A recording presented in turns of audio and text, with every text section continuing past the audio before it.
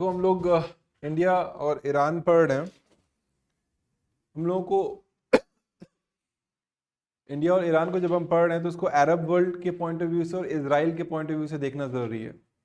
तो बड़ा एक होलिस्टिक पिक्चर चाहिए हम लोगों को, अगर हम लोगों को कॉन्सेप्ट को इंटरलिंक करना है। बिकॉज हम लोगों ने सुबह में क्लास के शुरुआत में क्या देखा, there are two major important intertwined concept whenever we are studying India और ईरान, और फॉर दैट मैटर इंडिया। हम लोग ऐसे नहीं पढ़ने जा रहे कि इंडिया और यूएई के बीच क्या रिलेशन है, इंडिया और सीरिया के क्या बीच वैसा नहीं पढ़ना है, सवाल पूछेगा भी नहीं। इंडिया और ईरान, इंडिया और इसराइल और बाकी gulf nation with respect to Saudi and Iran का इम्पैक्ट, इंडिया पे क्या इम्पैक्ट पड़ रहा है, या इंडिया का जो इसराइल को लेकर के पॉलिसी है, या जो नया ग्रुपिंग्स इंडिया बना रहा है ITU, इस तरीके की चीजें, एब्राहम अकॉर्ड्स का क्या रिलेवेंस है इंडिया के पॉइंट ऑफ व्यू से, या फॉर दैट मैटर पूरे इक्वेशन में। तो समझो, अभी हम लोगों ने एक बेसिक कॉन्सेप्ट समझ लिया है कि क्या है, काफी कुछ समझ लिया है इनफैक्ट, कि इंडिया और ईरान में बेसिकली क्या चल रहा है, ईरान और सऊदी के बीच का क्या इक्वेशन है, उसकी वजह से इंडिया पे क्या इम्पैक्ट पड़ रहा है, ईरान और यूएस के बीच का क्या इक्वेशन है, ये JCPOA की वजह से कैसे इक्वेशन इम्पैक्ट हुआ है, वेस्ट एशिया की तरफ जो हम लोग देख रहे हैं वो क्या है, लुक वेस्ट के बारे में हम लोग पढ़ेंगे। ये सारी चीजें हम लोग पढ़ने जा रहे हैं। अभी जब मैं ये करवा रहा हूं तो साथ ही साथ मैं थोड़ा सा इसराइल के बारे में भी आपको बता दूंगा, ताकि आपको एक अंडरस्टैंडिंग समझ में आए। ठीक है, और ये जो भी सऊदी और ईरान के बीच का जो टसल है, उसमें चाइना का जो इंटरफेरेंस है, या चाइना जो आकर के मिला रहा है दोनों को, उससे इंडिया पे क्या इम्पैक्ट पड़ने वाला है, उसके बारे में हम लोग ऑलरेडी जानते हैं। तो अगर ये, जैसे कि इसराइल और पैलेस्टाइन अगर आकर के सऊदी और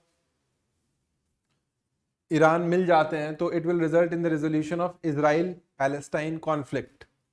कैसे, ये समझने के लिए हमें ये समझना पड़ेगा कि भाई इसराइल पूरे इस अरब वर्ल्ड के पूरे सिस्टम में इसराइल क्या रोल प्ले कर रहा है, और इसराइल की वजह से ये पूरा इक्वेशन कैसे बनता है और बिगड़ता है। तो इससे पहले कि हम लोग थोड़ा आगे जाएं, मैं थोड़ा सा आपको इंडिया और इसराइल के कुछ एस्पेक्ट्स के बारे में बताना चाहता हूँ, है ना। ये अगर आपको समझ में आएगा तो आप सऊदी अरब और इंडिया के बीच के रिलेशनशिप्स को बेहतर तरीके से समझ पाएंगे। हम लोगों को इंडिया और ईरान के बारे में मेजर चीज़ें पता चल चुकी हैं। अच्छा, ये जो डिस्कशन हम लोग करेंगे वो कैसे इसराइल बना और कैसे पैलेस्टाइन बना उस पर नहीं करेंगे, मेजरली जो भी करंट टॉपिक्स है उस पर करेंगे, and then we will go back to Saudi and India relation. और जब हम लोग फिर इंडिया और इसराइल में आएंगे तो थोड़ा सा एक हिस्टोरिकल कॉन्टेक्स्ट भी जान लेंगे कि किस तरीके से इसराइल बना, टू स्टेट या टू नेशन थियोरी क्या है, बल्फोर डिक्लेरेशन क्या है, इस तरीके की चीज़ें जो है वो हम लोग देखेंगे।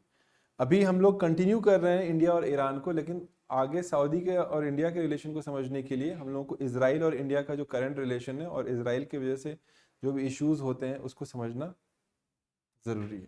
ठीक है, तो थोड़ा सा हम लोग देखते हैं इंडिया और इसराइल के रिलेशनशिप को कि वो क्या है। जैसे देखो, दोनों के बीच टर्म्स बहुत अच्छा है, दोनों अल्ट्रा नेशनलिस्ट, हाइपर नेशनलिस्ट, जो कहना है राइट विंग, जो भी कहना है, दोनों ही सिमिलर आइडियोलॉजी के लीडर हैं अभी इस पर्टिकुलर टाइम में। तो हम लोग देखते हैं दोनों के बीच टर्म्स बहुत अच्छा है। Netanyahu is the current prime minister and mister Modi. बहुत सारे फोटोज हैं, फोटोज दिखाने का मकसद ये नहीं है कि क्या कृष्णा इतना फनी क्या है इसमें, क्यों ये फोटो खींचा गया है, कोई बताएगा? ऐसे ही घूमने चले गए क्या? तो चलो फोटो खींच लेते हैं, बीच चलते हैं, थोड़ा ट्रैवल करते हैं, फोटो खिंचवा लेते हैं। वर्ल्ड लीडर्स कुछ भी काम ऐसे नहीं करते। क्या लगता है आपको, क्या रीजन है ये फोटो समंदर क्यों?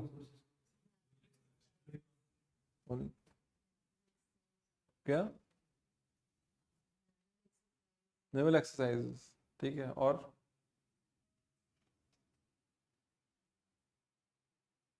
क्या रीजन है, क्या लगता है? हाँ, वेरी गुड। आने वाले टाइम में वाटर क्राइसिस होने वाला है, और ये जो टेक्नोलॉजी है वाटर डिसैलिनेशन यानी नमकीन पानी को ड्रिंकेबल वाटर में कन्वर्ट करने का जो टेक्नोलॉजी है ना, इजराइल के पास है, क्योंकि उसके पास लिमिटेड वाटर है, लिमिटेड वाटर है उसके पास, फ्रेश वाटर समंदर से घिरा हुआ है, और इधर उसके पास डेजर्ट है। ऑप्शन क्या है उसके पास? यही नमकीन पानी को पीने लायक बनाना। तो इसी को कहते हैं water desalination technology. Water desalination, water को डीसलाइन करना। सलाइन मतलब क्या? नमक। डीसलाइन मतलब नमक को हटाना। तो ये जो वाटर डीसैलिनेशन टेक्नोलॉजी का इस्तेमाल अगर नहीं करेगा आने वाले टाइम में इजराइल, तो it is doom to fail. तो ये जो भी है ना, अपने टेक्नोलॉजी पे बहुत काम करता है। और इंडिया और इजराइल के बीच का जो भी रिलेशनशिप है ना, वो टेक से जुड़ा हुआ बहुत है, चाहे वो साइबर सिक्योरिटी हो, चाहे तुम्हें पिगासस का भी केस तुमने सुना होगा, पिगासस स्पाईवेयर। आपने सुना पिगासस के बारे में? पिगासस मैलवेयर है एक तरीके का, जो मोबाइल में डाल करके आपके मोबाइल को ट्रैक कर रहा है। ये सारा चीज इजराइल की कंपनी ने बना रखा है। साइबर सिक्योरिटी से रिलेटेड जितने भी टेक्नोलॉजी इसके पास है। तो छोटा सा कंट्री है, घिरा हुआ अरब वर्ल्ड से, सारे अरब वर्ल्ड उसको दुश्मन की निगाह से देखते हैं, और वहां पर वो यूएस एंड वेस्ट के सपोर्ट से अभी भी फ्लरिश कर रहा है। फ्लरिश ही मतलब सर्वाइव भी नहीं कर रहा है, थ्राइव भी कर रहा है, फ्लरिश भी कर रहा है, एंड फॉर वेरियस रीजंस। इसका पोजीशन बड़ा स्ट्रैटेजिक है in terms of the Jio strategic and Jio politics. तो एक तरीके से इंडिया के लिए बड़ा रेलेवेंट है अगर अरब वर्ल्ड में इंडिया को अपना एक अगर स्टैंडिंग बनाना है। पहले क्या था, इंडिया का स्टांस थोड़ा सा डिफेंसिव था। इंडिया बोलता था भाई कि मेरे को उतना दूर जाने की आवश्यकता क्या है, मैं इमीडिएट नेबर से डील करूंगा। इंडिया का विजन भी बहुत लिमिटेड था इन टर्म्स की वो एक 200 इयर्स ऑफ स्लेवरी के बाद बाहर आ रहा था।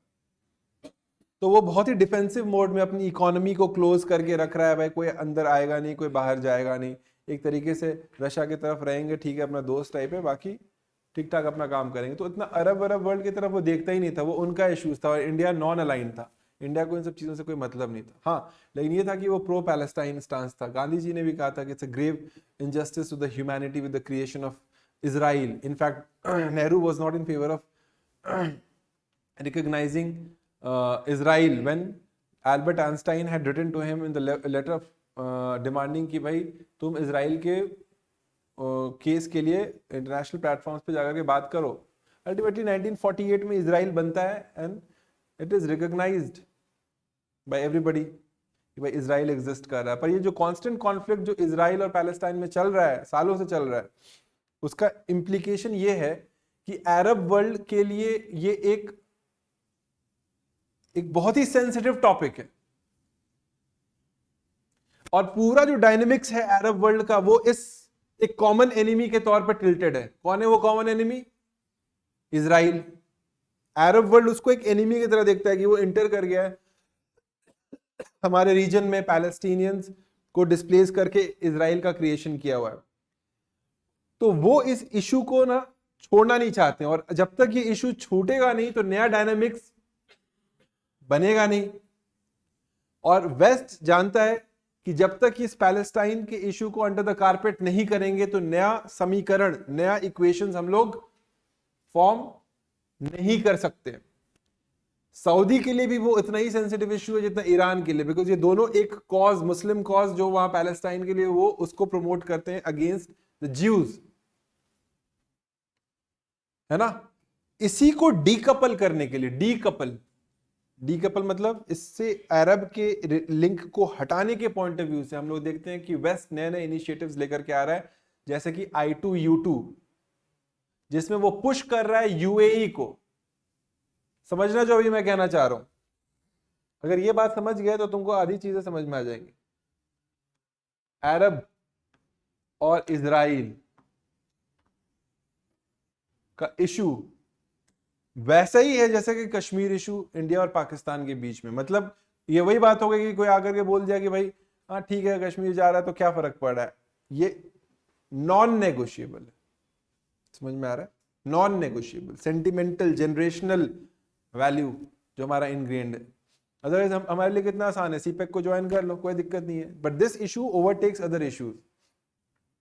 उसी तरीके से इजराइल का इशू, अरब इशू के साथ इनग्रेन्ड है। और जब तक ये इनग्रेन्ड है तो तुम दो तरीके से देखो कि अरब वर्ल्ड यूनाइटेड है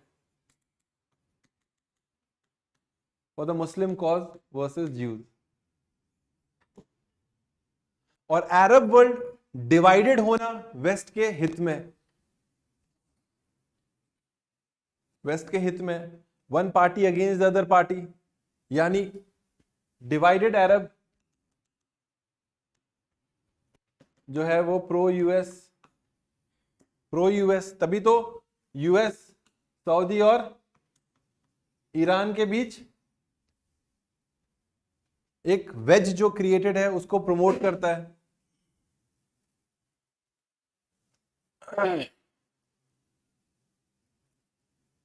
समझ रहे हो, ये चीज को समझो। अब सवाल आता है कि काफी साल हो चुके हैं, लड़ाई झगड़ा भी हो गया, इजराइल को खत्म करने की भी बात की गई, खत्म नहीं हुआ, अब नए डायनेमिक्स बनाने की जरूरत है। और इसलिए भी है वहां के कंट्रीज के लिए क्योंकि यूएस वहां से हटना भी चाह रहा है, पिवट टू एशिया। अब जो यूएस का मिडिल ईस्ट को लेकर के जो ऑब्सेशन था वो खत्म हो गया है, और यूएस अब शिफ्ट करना चाह रहा है पिवट टू एशिया। एशिया मतलब क्या, एशिया जब बोल रहा हूं तो इंडो पैसिफिक एशिया सबकी बात बोल रहा हूं, चाइना एशिया, चाइना एशिया में आता है ना। मिडिल ईस्ट से शिफ्ट करके, जैसे इराक का वॉर हो गया, पूरा अरब वर्ल्ड ऊपर नीचे हो चुका है, यमन वॉर चल रहा है, सीरियन वॉर चल रहा है, अरब स्प्रिंग हो गया है ना, सऊदी और ईरान का कॉन्फ्लिक्ट हो गया, हर जगह भसड़ मच गई, हो गया उसका तेल वेल मिल गया उसको इराक से, जहां पे भी उसको चाहिए था जो चीज हो गया। अफगानिस्तान में भी अपना काम वाम कर दिया, हो गया वहां पर। अब वो वहां से मूव करना चाह रहा है इंडो पैसिफिक में। तो बाकी सारी कंट्रीज भी सोच रहा है कि भाई यूएस तो मूव कर रहा है, अब हमें अपने इक्वेशंस को देखना पड़ेगा।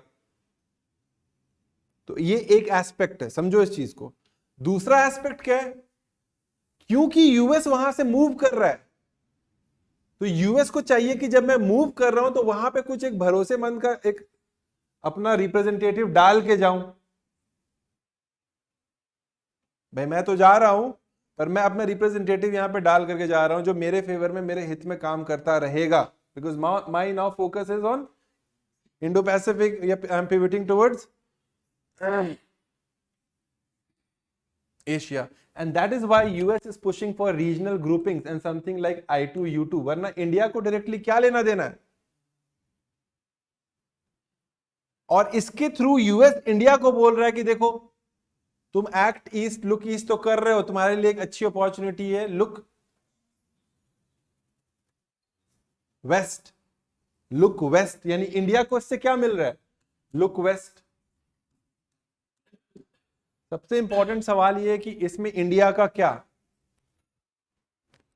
इंडिया का क्या मतलब, सबसे पहला यूएस बैग्ड एक ग्रुपिंग का, रीजनल ग्रुपिंग का उसको अपॉर्चुनिटी मिल रहा है जिसको हम लोग कह सकते हैं लुक वेस्ट। दूसरा क्या मिल रहा है, दूसरा उसको क्या मिल रहा है, आपको क्या लग रहा है कि क्या मिल रहा है,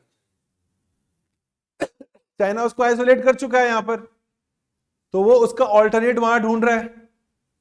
तो एक तरीके से alternate to isolation in immediate neighbourhood.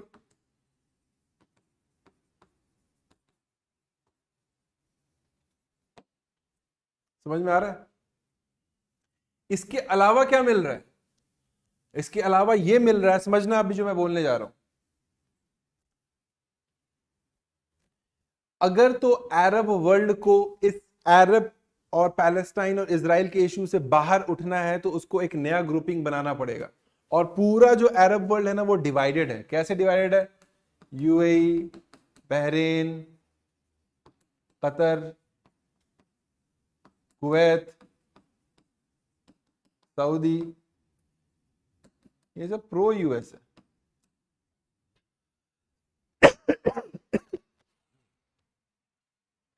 और यूएस चाहता है कि इनमें से लोगों को उठा करके हम इजराइल पैलेस्टाइन के बियॉन्ड इश्यूज पे काम करें। बहुत हुआ अरब और इजराइल का इशू, और इसलिए वो क्या बोल रहा है यूएई को, यूएई चलो मेरे साथ।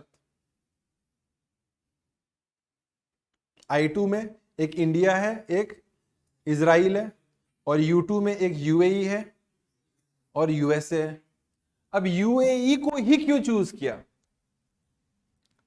क्योंकि यूएई का एक कॉस्मोपॉलिटन नेचर है और इकोनॉमिकली बहुत साउंड कंट्री है वो पूरे मिडिल ईस्ट में।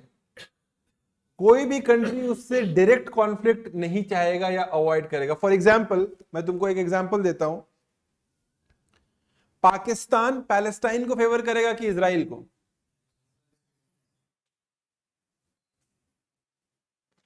यूएई किसको फेवर कर रहा है? पाकिस्तान के लिए टेंशन हो गया कि वो यूएई को फेवर करे या ना फेवर करे? मतलब उसके पास ऑप्शन नहीं है नहीं फेवर करना। वो एक असमंजस में आ गया, यार ये यूएई तो दल बदलू निकला, ये चला गया इजराइल के साथ, और यूएई में सारे पाकिस्तानी यूएई में बैठे हुए हैं। ऑलरेडी पाकिस्तान को सऊदी अरब ने आइसोलेट कर दिया है by not raising the issue of Kashmir. तो सऊदी अरब और पाकिस्तान तो ऑलरेडी आइसोलेट हो चुका है। Now Pakistan is looking up to UAE कि उसके इश्यूज को रेज करेगा। And UAE has clearly told कि भाई मैं जा रहा हूं इजराइल के साथ, यानी पाकिस्तान आइसोलेट हो गया, सऊदी से भी पाकिस्तान आइसोलेट हो गया, यूएई से भी। अब पाकिस्तान के पास एक ही ऑप्शन है, टर्की। टर्की के पास जाना, टर्की ही एकमात्र ऑप्शन बना। तो पहला ऑप्शन ये भी है कि यूएई को यूज करके US is pushing for issues which are beyond the traditional issue of Arab Palestine, क्योंकि यूएई उसको एक सेफ पैसेज दे रहा है। कोई भी और कंट्री अगर जाएगा, मान लो सऊदी को लेकर के चलता, तो लोग बोलते यार तुम क्या इस्लामिक नेशन के लीडर बनने की बात करते हो, तुमको पैलेस्टाइन का ये नहीं दिख रहा है। तो हो सकता था कि वो मुस्लिम वर्ल्ड में एलियनेट हो जाता। ठीक है, इसी तरीके से एक ऐसा मोहरा को वो यूज किया, और ईरान के साथ उसका बनता नहीं है, तो यूएस ईरान को भेजता ही नहीं। तो वो तो या तो सऊदी को भेजता, टर्की भी अपना एक इंडिपेंडेंट स्टांस क्रिएट करना है और टर्की को भी नहीं टच कर सकता है। आप लोग समझ रहे हो क्या? अरब वर्ल्ड में 3 लीडर्स हैं, ठीक है। First is Turkey. टर्की और यूएस में एक मतलब एक बहुत अच्छा रिलेशन मैं नहीं कहूंगा कि एग्जिस्ट करता है। Turkey is in favour of Pakistan, Pakistan is in favour of China, China is in favour of Russia. तो रशिया, चाइना, पाकिस्तान, टर्की का एक एक्सिस बन रहा है।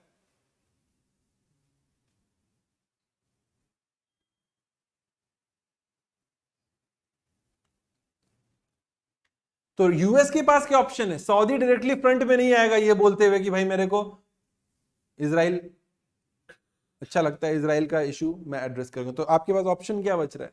ईरान के साथ तो आपका टर्म्स अच्छा है नहीं, तो आप कुछ एक ऐसा इकोनॉमिकली साउंड कंट्री को लोगे जो थोड़ा सा एक प्रोग्रेसिव थॉट रख रहा है, तो वो यूएई को पुश कर रहा है और इंडिया को बोल रहा है कि तुम यूएई के साथ जुड़ो ताकि पाकिस्तान को तुम आइसोलेट कर सको और तुम्हारा लुक वेस्ट का जो आइडियोलॉजी है वो भी आगे हो सके। वरना इंडिया का डायरेक्टली कुछ लेना देना है नहीं इजराइल इशू से, अगर देखा जाए इजराइल और अरब वाले इश्यूज। इसीलिए एक ग्रुपिंग बन रहा है I2U2 का ग्रुपिंग, जिसके थ्रू इंडिया कोशिश कर रहा है कि हम अपना एक स्टैंडिंग अरब वर्ल्ड में भी क्रिएट कर सके, इसके थ्रू यूएई के क्लोज आ सके, उसके थ्रू इजराइल को लेकर के मेरा स्टांस को और हम क्लियर कर सके और यूएस के करीब आ सके। और यूएस भी चाह रहा है कि भाई इंडिया को बोल रहा है कि देखो मैं आ रहा हूं इंडो पैसिफिक में, तुम्हारा जो चाइना का इशू है मैं देखूंगा, हाँ लेकिन मैं अभी एशिया से निकल रहा हूं, पर मैं तुम पे भरोसा करता हूं, मैं तुम पे भरोसा करता हूं और किसी पे भरोसा नहीं करता हूं। मैं मतलब तुम। मैं मतलब तुम, और तुम मतलब मैं। तो आ जाओ I2U2 में, तुम यूएस के साथ बैठो और मैं उधर आता हूं इंडो पैसिफिक में, तो क्वाड में तुम्हारे साथ काम करेंगे और चाइना को अच्छे से सिखाएंगे सबक। तो इंडिया बोला ठीक है भाई, मेरा क्या जा रहा है, I2U2 में इंडिया इंटर कर गया। इतनी बात समझ में आई। और इसके थ्रू क्या हो रहा है, इजराइल और इंडिया अपनी एफिनिटी शो कर रहे हैं with respect to the Palestine issue. और ये जो अरब पैलेस्टाइन का इशू है, अरब और इजराइल का इशू है, इसको अंडर द कारपेट डालने की कोशिश की जा रही है और नए डायनेमिक्स क्रिएट करने की कोशिश की जा रही है। Is it clear? तो एक रफ नोट में कुछ चीजें लिखो। पहला बुलेट पॉइंट, पहला एक हेडिंग दो, Y U2 is needed, Y I2U2। एक रफ, ये एक रफ नोट्स है, एक रफ नोट्स ऑफ सॉर्ट्स है, ताकि आपको पॉइंट वाइज में बस लिखवाऊं। वाई I2U2 इज नीडेड और इज बीइंग क्रिएटेड। तो पहला तुम लिखो, the major issue is in the middle east is between Arab and Israel.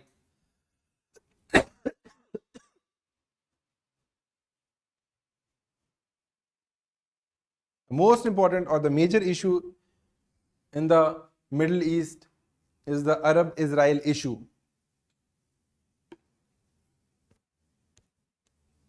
For decades. For decades.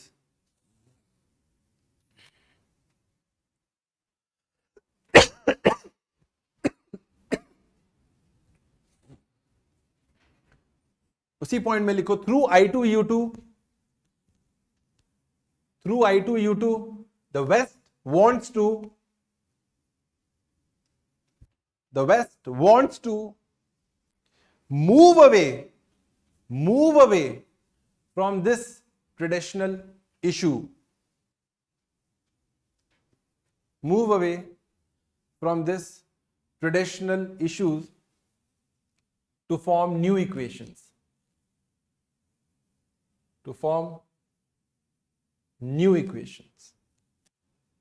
इसी को कह सकते हैं डीकपल करना, मतलब कपल करना, मतलब साथ आना दो लोगों का। डीकपल मतलब दोनों को अलग करना। Decoupling Arab Israel issue.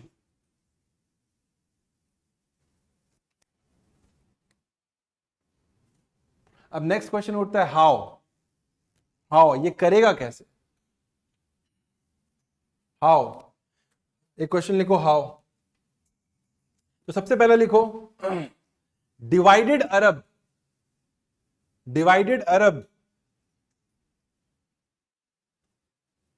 that is between Saudi, Iran and Turkey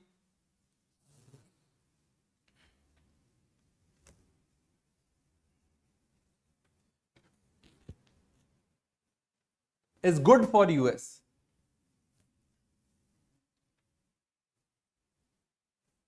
Is good for US versus Israel.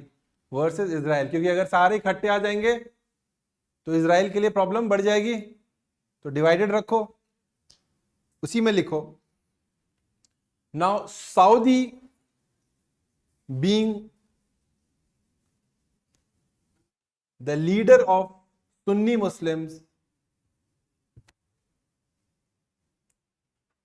cannot directly favor Israel, cannot directly favor Israel cause.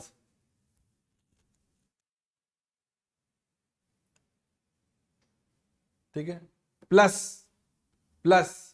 Israel plus Iran is equal to anti US. Iran is equal to anti US plus Turkey is equal to anti-US. Therefore, US wants to utilize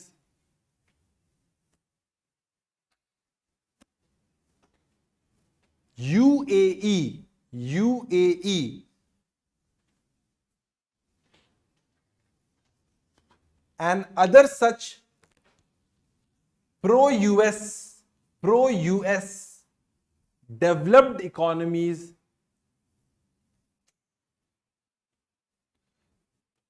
like Bahrain, Qatar, Kuwait,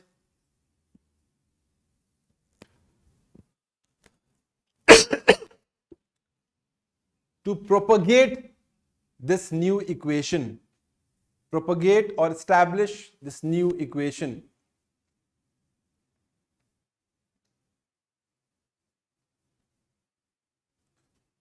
ठीक है? Therefore, I2U2 has India plus Israel plus USA plus UAE.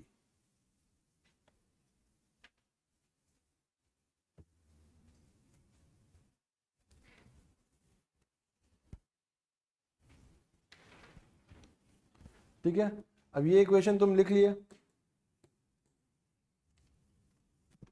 I2U2 is equal to India plus Israel plus UAE plus USA. ये equation समझ में आया? अब देखो एकदम mathematically हम लोग आगे बढ़ते हैं, मैथमेटिकली इंटरेस्टिंग। अब देखो UAE इंप्लाइज कॉस्मोपॉलिटन, कॉस्मोपॉलिटन बहुत सारी कंट्रीज का इन्वेस्टमेंट है इसमें, है ना? तो पाकिस्तान लिखो, Pakistan cannot decide, Pakistan cannot decide if Pakistan is equal to UAE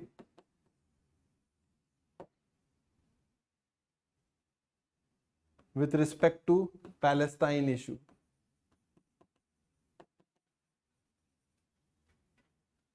Since Saudi has already isolated Pakistan on Kashmir issue.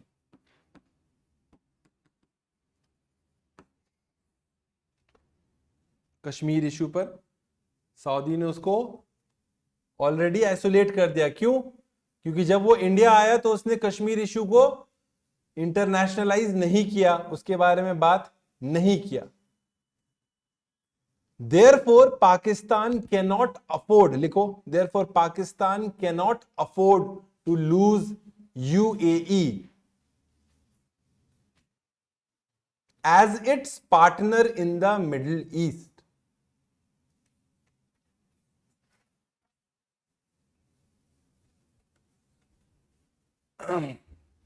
ये एक चीज हुआ। दूसरा, इस I2U2 के थ्रू इंडिया और UAE के बीच का रिलेशन बढ़ेगा कि घटेगा? India UAE relation is going to improve. Therefore India would be able to isolate Pakistan.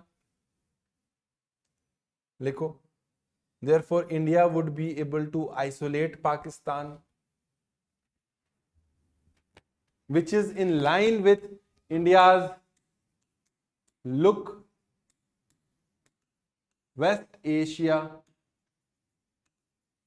policy, look West Asia policy.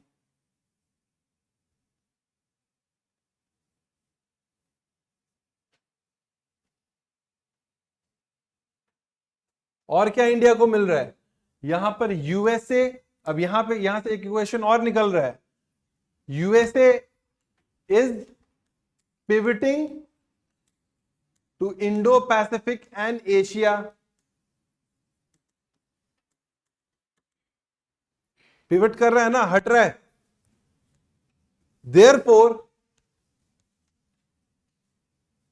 therefore it wants a reliable partner Therefore, it wants a reliable partner after it has moved out of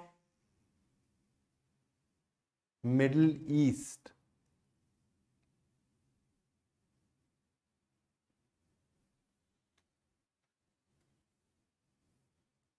After it has moved out of Middle East. Therefore, on the condition of supporting India, therefore, on the condition of supporting India against China,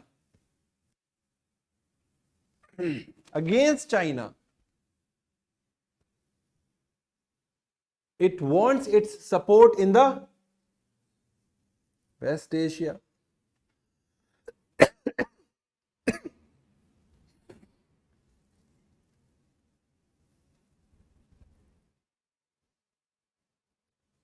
और क्या बन के निकल रहा है?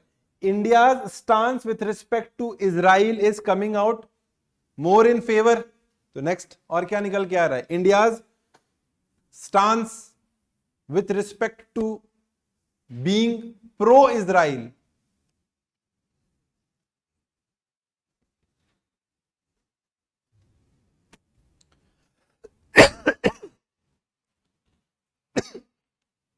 India's official stance with respect to Israel, being more pro-Israel, is coming out. Therefore,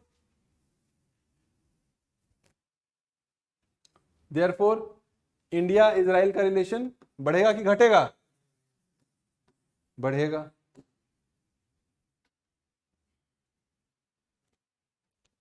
ये बात किसको समझ में नहीं आ रही है? सबको क्लियर है ये चीज? अब मुझे एक बात बताओ, सारा इक्वेशन हम लोगों ने देख लिया. यूएई को क्यों लाया जा रहा है?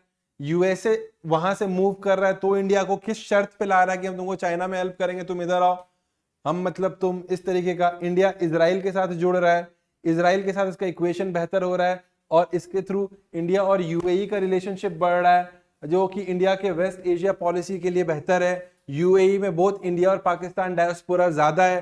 पाकिस्तान पैलेस्टाइन को सपोर्ट कर रहा है और यूएई जा रहा है इजराइल के पास. तो उसको समझ में नहीं आ रहा है कि वो यूएई के साथ उसका इक्वेशन कैसा रहेगा. इसकी वजह से पाकिस्तान आइसोलेट हो रहा है यूएई के साथ और इंडिया का इक्वेशन यूएई के साथ बेहतर हो रहा है. इसके अलावा पाकिस्तान सऊदी अरब से भी आइसोलेट हो रहा है बिकॉज वो उसे कश्मीर के इशू को रेज नहीं कर रहा है. एक तरीके से इन सारी चीजों की वजह से दो एक्सेस बन करके निकल रहा है. दो एक्सेस. एक एक्सेस जो बन करके निकल रहा है वो है China, Russia, Pakistan, Turkey.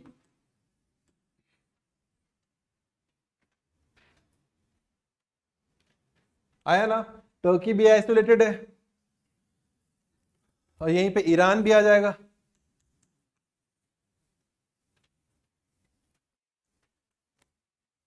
Iran भी आ गया ना वहीं पे. ये एक्सेस बना. और दूसरी जगह क्या बन रहा है? यूएसए का बन रहा है, यूएई का बन रहा है, इंडिया का बन रहा है, इजराइल का बन रहा है. इंडिया का बन रहा है, इजराइल का बन रहा है, यूएई का बन रहा है ना. सऊदी भी इधर आने का कोशिश कर रहा है. सऊदी भी तो आया, इंटरनेशनलाइज नहीं किया तो इंडिया की तरफ आया ना. इंडिया, इजराइल, यूएई, सऊदी और यूएस बन गया दो एक्सेस. कितने लोग हैं जिनको नहीं समझ में आया? प्लीज बताइए, मैं फिर से बता दूंगा. आपको आया समझ में? आप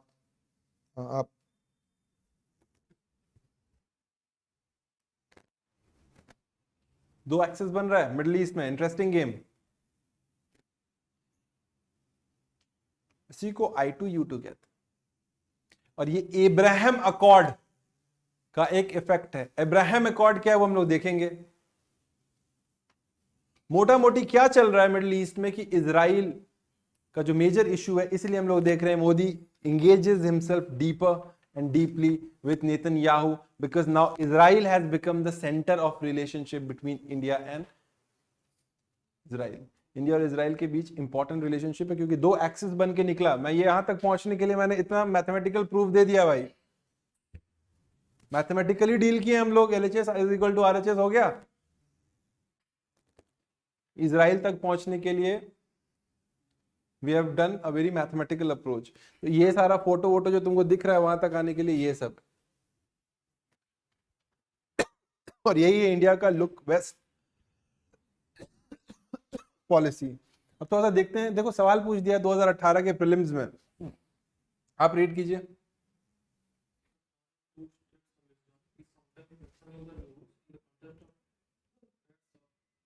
टू स्टेट सोल्यूशन, दो स्टेट सोल्यूशन होना चाहिए। इजराइल पैलेस्टाइन के बारे में जो बात होता है, डायरेक्ट सवाल, China Israel Iraq Yemen, answer है बी। डायरेक्ट क्वेश्चन है, स्ट्रेट फॉरवर्ड क्वेश्चन है। टू स्टेट सोल्यूशन कहां पे यूज होता है टेक्निकली? इजराइल पैलेस्टाइन कॉन्फ्लिक्ट के बारे में यूज होता है 2018 में। देखो 2018 के प्रीलिम्स, 2018 के मेंस में भी सवाल आ गया इंडिया इजराइल इशू पर। जो प्रीलिम्स में आता है ना, वो रिफ्लेक्ट करता है कि यूपीएससी के दिमाग में क्या चल रहा है, उससे तुम मेंस को प्रेडिक्ट कर सकते हो, या एटलीस्ट पुराना पेपर से तुम प्रेडिक्ट कर सकते हो इस बार क्या पूछेगा, क्या बच गया है। तभी तो मैं बोलता हूँ प्रीवियस ईयर क्वेश्चन बनाओ। रीड कीजिए इस क्वेश्चन को जोर से एकदम जोर से, पर्सनालिटी को डेवलप कीजिए थोड़ा। ऑफ लेट वर्ड देखना, ऑफ लेट, ये वर्ड क्यों डाल दिया? ऐसे नहीं डाला, ऑफ लेट, आजकल, पहले नहीं था, आजकल ज्यादा दोस्ती यारी हो रहा है। पढ़िए। Which can not be rolled back, मतलब एक यूनिडायरेक्शनल है, मतलब इतना ज्यादा अच्छा दोस्ती हो गया कि अब उसका पीछे आना बड़ा मुश्किल है। बड़ा स्ट्रॉन्ग स्टेटमेंट दे रहा है, यानी इंडिया और इजराइल का रिलेशनशिप इतना स्ट्रॉन्ग हो गया है कि एज इफ दोनों शादी कर लिया। मतलब डिवोर्स भी होगा, हो सकता है, लेकिन शादी कर लिया, मतलब एक तरीके से, मतलब they can not move out, commit कर दिया एक तरीके से, it can not be rolled back. In other words, एक deeper commitment of India towards Israel of late. सवाल कब पूछ रहा है? 2018 में। तुम सोचो, दैट मीन्स कि इंडिया और इजराइल का रिलेशनशिप कितना इंपॉर्टेंट है, और इस पर आपको डिस्कस करना है। तो एक क्वेश्चन लिखिए, इंडिया और इजराइल रिलेटेड एक क्वेश्चन लिखिए।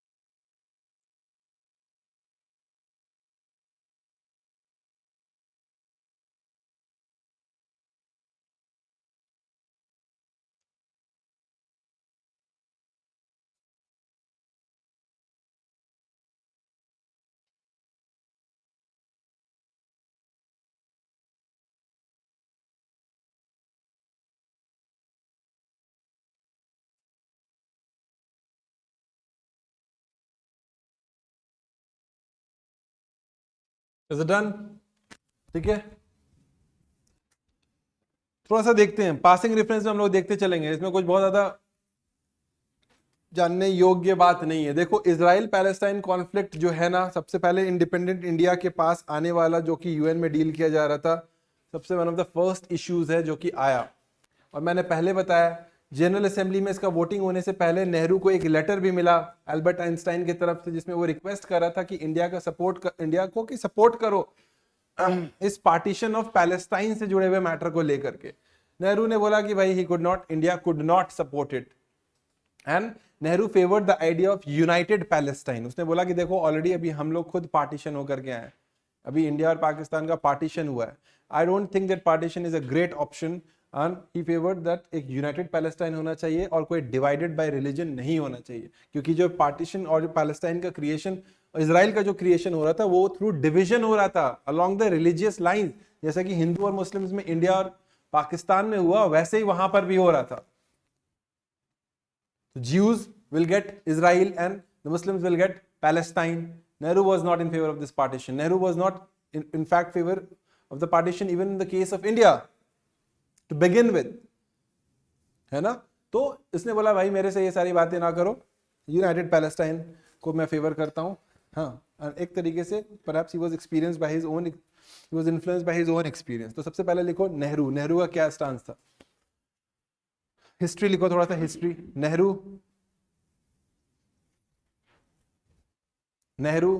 was in favor of United Palestine. Nehru was in favor of United Palestine and not the one divided by religion. Not the one divided by religion. That is Jews for Israel and Israel for Jews and Palestine for Muslims.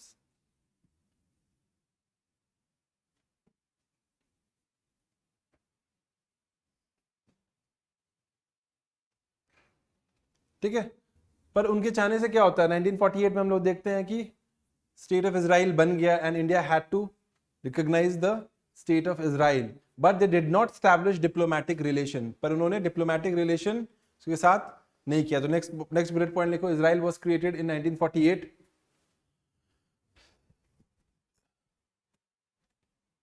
but India did not establish diplomatic relationship.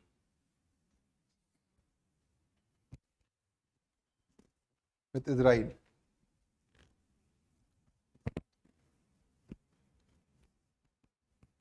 Next bullet point लिखो, Nehru was neutral, supporting Arabs and accommodating the Jews.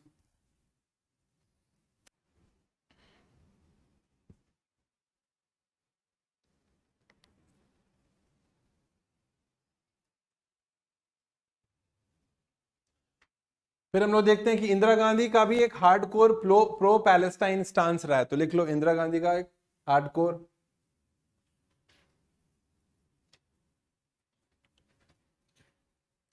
Pro Palestine stance रहा है।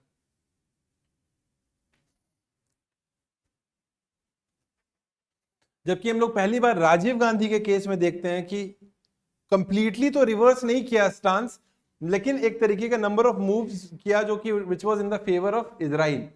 तो राजीव गांधी पहली बार हम लोग देखते हैं कि he held a meeting with Shimon Peres, who's his Israeli counterpart. So it was the very first time that वो मिला और UN session में मिला in 1985, and in 1987 he allowed the Israeli tennis team to come and play in India at the Davis Cup. अब इतना detail जानने की जरूरत नहीं है, बस थोड़ा सा ये देखो कि ये जो भी मूवमेंट का इनिशिएशन था, ये इनिशिएटिव था, वो राजीव गांधी ने 1985 में लिखा। तो लिखो Rajiv Gandhi in 1985 met with Shimon Peres, his counterpart.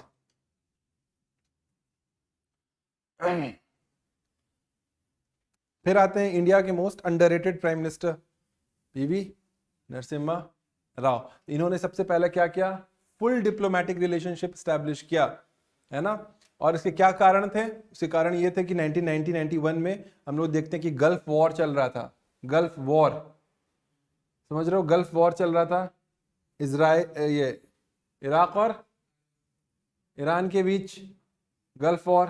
फिर इसके अलावा हम लोग देखते हैं कि यूएस भी आकर के अटैक कर रहा था इराक पर, ईरान पर, है ना। जो सद्दाम हुसैन ने अटैक कर दिया था कुवैत को, तो इसका रिपोर्कशन था कि यूएस अटैक करने लगा था। इसकी वजह से बहुत सारे इंडियन लोग छोड़ करके भागे। एक मूवी नहीं आई थी अक्षय कुमार की, एयरलिफ्ट, उसी टाइम की बात है ना।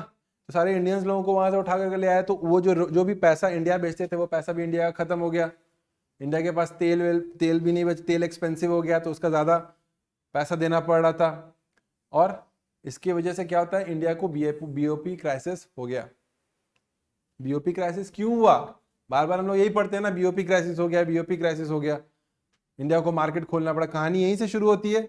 उसका कॉन्टेक्स्ट सिर्फ यही है कि उस वक्त गल्फ वॉर चल रहा था। जो गल्फ का रेलेवेंस इंडिया के पॉइंट ऑफ व्यू से कितना इंपॉर्टेंट है, वहां पे सारे इंडियंस लोग बसे हुए हैं। तो जब वहां पे गल्फ वॉर हुआ तो वहां से इंडियंस को हटाना पड़ा, एयरलिफ्ट करना पड़ा। तो रेमिटेंसेस काम नहीं करोगे तो पैसा कहाँ मिलेगा, और क्योंकि वॉर चल रहा है तो सप्लाई ऑफ ऑयल कम हो गया, सप्लाई ऑफ ऑयल कम हो गया तो कॉस्ट बढ़ गया, पैसा आ नहीं रहा है, पैसा जा रहा है, तो बीओपी क्राइसिस हो गया। इसीलिए हम लोगों को पैसे की जरूरत पड़ गई, और पैसे की जरूरत पड़ी तो फायदा कौन उठाए? यूएस। लगे मार्केट खोलो भाई, पैसा देंगे तुमको, मार्केट इंडिया को खोलना पड़ा। And that is where LPG reforms came into being. और तब हम लोग, तब नरसिम्हा राव क्या देखते हैं कि पूरा यार अभी वॉर चल रहा है पूरा गल्फ में, है ना, तो इसराइल के साथ हमें बेहतर करना पड़ेगा। कुवैत क्राइसिस में भी देखते हैं हम लोग, पीएलओ जो है सपोर्टेड इराक वाइल अरब सपोर्टेड कुवैत। तो कुवैत क्राइसिस वही है जो इराक आकर के कुवैत पे अटैक कर दिया था। इन सब चीज़ों की वजह से फिर यूएस बोला कि फाइनेंशियल असिस्टेंस तुमको देंगे, ओपन अप करोगे तो इसराइल की तरफ टिल्ट करो। बहुत सारा काम हो जाता है ना, तुम किसी से पैसा ले लेते हो, अगर या तो आंख दिखा सकते हो या तो पैसा ले सकते हो। पैसा लेकर के आंख नहीं दिखा सकते, समझ रहे हो ना? तो ये बहुत सिंपल फंडा है लाइफ का। कल को जॉब में जाओगे, आईएएस आईपीएस जो ही बनोगे, अगर मान लो किसी से पैसे ले लिए, मतलब करप्शन तो है ही ना, तो आवाज धीमी करनी पड़ेगी, है ना, पोस्चर थोड़ा ढीला करना पड़ेगा, अकड़ कम करनी पड़ेगी, क्योंकि पैसा ले लियो। तो इस चीज को दिमाग में रखना, इधर you will have money, you will take money, और you maintain the character that you have. Once you take the money you lose your character. It's a slippery slope, जैसा कि कहते हैं। तो इस तरफ हम लोग देखते हैं, पहला फुल डिप्लोमेटिक स्टांस होता है, ठीक है, और अल्टीमेटली हम लोग देखते हैं कि ये सारी चीजें होती है। तो लिख लो, PV Narasimha Rao, he established full diplomatic relations.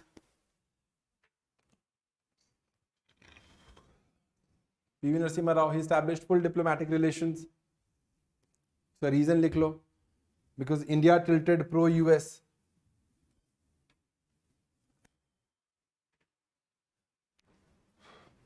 because of BOP crisis plus downfall of USSR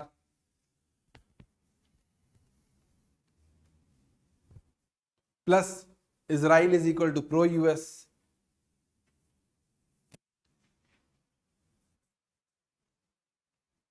plus whole Arab is divided because of Gulf War, is divided because of Gulf War।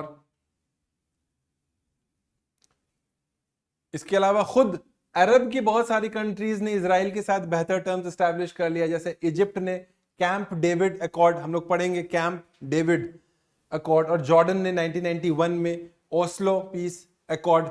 दो अकॉर्ड्स ऑलरेडी साइन करके, जब अरब की countries ही Israel के साथ बेहतर terms establish कर रहे हैं। जो थर्ड जो हम लोग देखेंगे वो है अब्राहम अकॉर्ड। 3 अकॉर्ड साइन हुए हैं। कैंप डेविड अकॉर्ड जो 1978 में हुआ था, इजिप्ट के बगल में Israel, Sadat, president Sadat, he signed an agreement, उसको उड़ा दिया बाकायदा। जैसे रिपब्लिक डे परेड होता है ना, वैसे जब उसका परेड चल रहा था तो जो टैंक वैंक लेकर के प्रदर्शनी में नहीं आता है, उसी में से कुछ AK-47 लेकर के उतरा, तड़तड़ा दिया, है ना, तड़तड़ा दिया मतलब गोली मार दिया, ठीक है। तो एक तरीके से क्या हुआ, he died, he was killed। कि तुम कैसे इजिप्ट को बेच दिए इसराइल के सामने। वीडियो है, आई डोंट नो वही वाला फंडा है, चलेगा कि नहीं वो अलग issue, but there is a video you can see that happened in 1978। Second जो जॉर्डन 1991 हम लोग देखते हैं, ओस्लो, जॉर्डन ने 1991 ओस्लो 2000 में, ठीक है, एक जॉर्डन ने भी 1991 में एक पीस अकॉर्ड साइन करने की कोशिश करती है। और थर्ड जो हम लोग देखते हैं वो इब्राहिम अकॉर्ड, जो इजराइल के साथ रिलेशन को बेहतर करने की बात है। तो इंडिया बोला भाई जब तुम लोग खुद ही जा रहे हो पीस ट्रीटी करने इजराइल से, तो मुझे क्यों रोक रहे हो? तो ये भी एक कारण था। तो लिखो, जॉर्डन इन 1991 एंड इजिप्ट,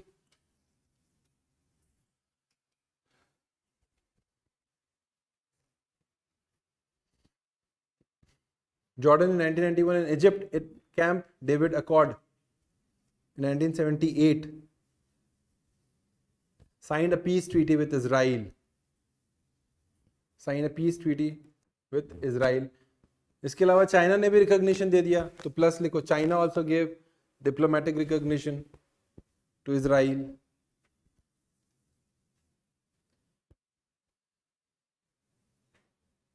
इसके अलावा बहुत सारे अरब की कंट्रीज ने कश्मीर के इशू को इंटरनेशनलाइज भी कर दिया। उस वक्त कश्मीर का इशू एकदम पीक पे था, जो टेररिज्म का जो स्टार्ट हुआ है कश्मीर में 89, 90, 91 के इर्द गिर्द हुआ है, तो बहुत सारे अरब की कंट्रीज ने इस मैटर को इंटरनेशनलाइज किया। तो इंडिया बोला ठीक है बेटा, मैं भी आता हूँ इसराइल को सपोर्ट करने। तो लिख लो वहां पर कि various Arab countries through OIC।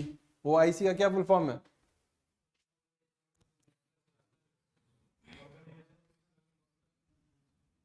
Organization of Islamic Countries, OIC. Various countries, they internationalized Kashmir issue. Because of all this reason, हम लोग देखते हैं for the very first time हम लोग देखते हैं PV Narasimha Rao established full diplomatic। तो जो शिफ्ट हो रहा है इंडिया का इजराइल की तरफ, उसके रीजन समझ में आए?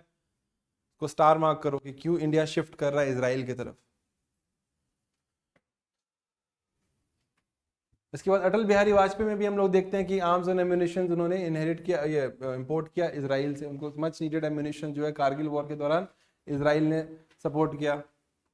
किस्म किस्म के बॉम्ब्स और किस्म किस्म के एम्यूनिशन उसको इजराइल से मिल रहा है। तो अटल बिहारी वाजपेयी के टाइम में भी हम लोग देखते हैं रिलेशनशिप काफी अच्छा हुआ।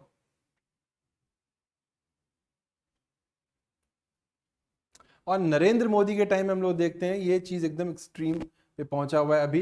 लेकिन जो पॉलिसी ये फॉलो कर रहे हैं वो है पॉलिसी ऑफ डी हाइफिनेशन। और अभी भी इंडिया का उस वक्त भी और अभी भी ऐसा नहीं है कि हम इजराइल को फेवर कर रहे हैं तो पैलेस्टाइन को एकदम ही डी लेजिटिमाइज कर दिया या डी रिकॉग्नाइज कर दिया, ऐसा नहीं है। We follow a policy of dehyphenation. तो लिखो इंडियाज करंट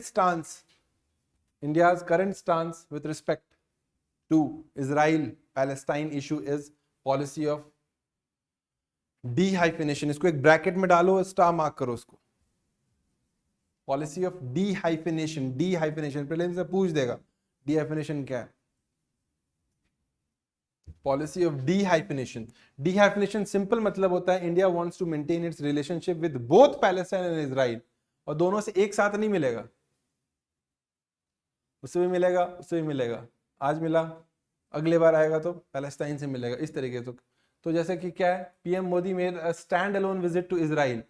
स्टैंड अलोन मतलब अकेले गए, मतलब अकेले मतलब एक उसी पर्पज से गए इजराइल से मिलने, विदाउट ट्रैवलिंग टू पैलेस्टाइन।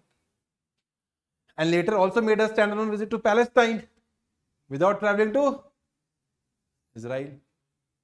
समझ में आ रहा है? ऐसा नहीं है कि पैलेस्टाइन को खत्म कर दिए, ये डी हाइफिनेशन है। इसी को लिखो। इसका एग्जाम्पल क्या है? जैसे Modi made a stand alone visit to Israel without traveling to Palestine.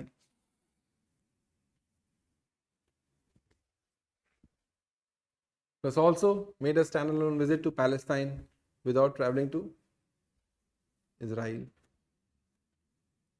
ऐसा क्यों करना पड़ रहा है? डायरेक्टली खुल के क्यों नहीं आ रहा है कि भाई इजराइल के साथ ही पैलेस्टाइन जाओ, मेरे को कोई मतलब नहीं। क्या लगता है आपको? Very good. ऐसा नहीं होता है कि अचानक से खुल के एकदम आता है। This does not happen. It will have repercussions. It might result in radicalization. It might result in alienation.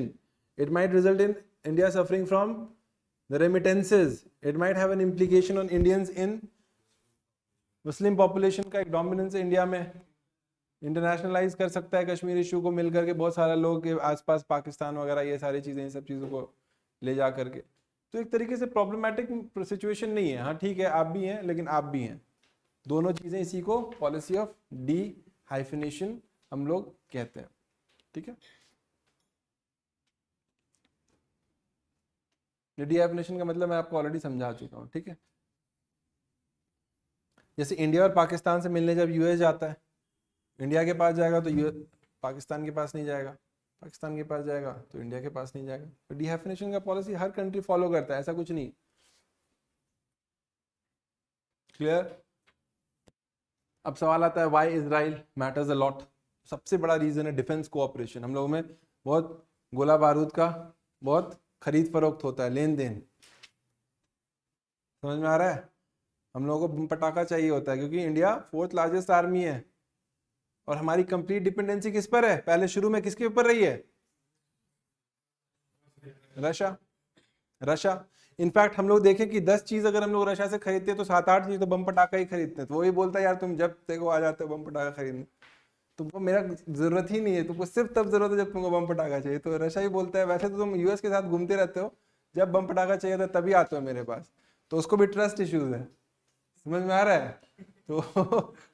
तो ट्रस्ट इश्यूज को दूर करने के लिए इंडिया बोला अरे यार ठीक है तुम समझ नहीं रहे हो, ठीक है जरूरत पड़ता है तो आते ही है ना, तो क्या जरूरत ही तो पड़ता है। तो फिर वो बोलता है ठीक है यार मेरे को ऑल्टरनेटिव भी अपना बनाना पड़ेगा। इसराइल तुम भी कुछ दो बम पटाखा। तो वो भी डिफेंस कोऑपरेशन में हम लोग देखते हैं कि India is the largest buyer of Israeli military equipment. अब लार्जेस्ट बायर हो गया है मिलिट्री इक्विपमेंट का, and Israel is the 3rd largest defence supplier to India after Russia and US. इतना इंपॉर्टेंट हो गया है, 3rd लार्जेस्ट सप्लायर। मतलब इसराइल से तो सबसे ज्यादा खरीदता ही है, इसराइल का सबसे ज्यादा एक्सपोर्ट इंडिया के पास है मिलिट्री इक्विपमेंट का, जबकि Israel 3rd largest defence supplier है रशिया और यूएस के पास। कारगिल वॉर में तो किया ही। इसके बाद इसराइल ने यह भी बोला कि हम मेक इन इंडिया मिशन में हेल्प करेंगे डिफेंस सेक्टर में।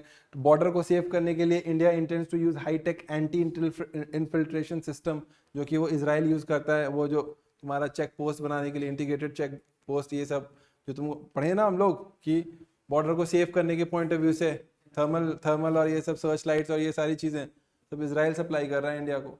तो क्यों इंपॉर्टेंट है? पहला लिखो डिफेंस कोऑपरेशन, इसमें लिखो Israel is the 3rd largest. Israel is the 3rd largest defense supplier to India after Russia and US. Plus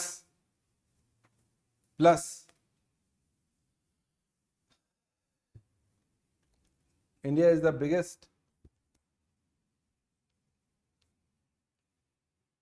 importing country, या कह लो कि largest buyer of Israel military equipment. Largest buyer. India is the largest buyer of Israeli military equipment. तो हम लोग देखते हैं raw और Mossad भी मिलके काम करता है।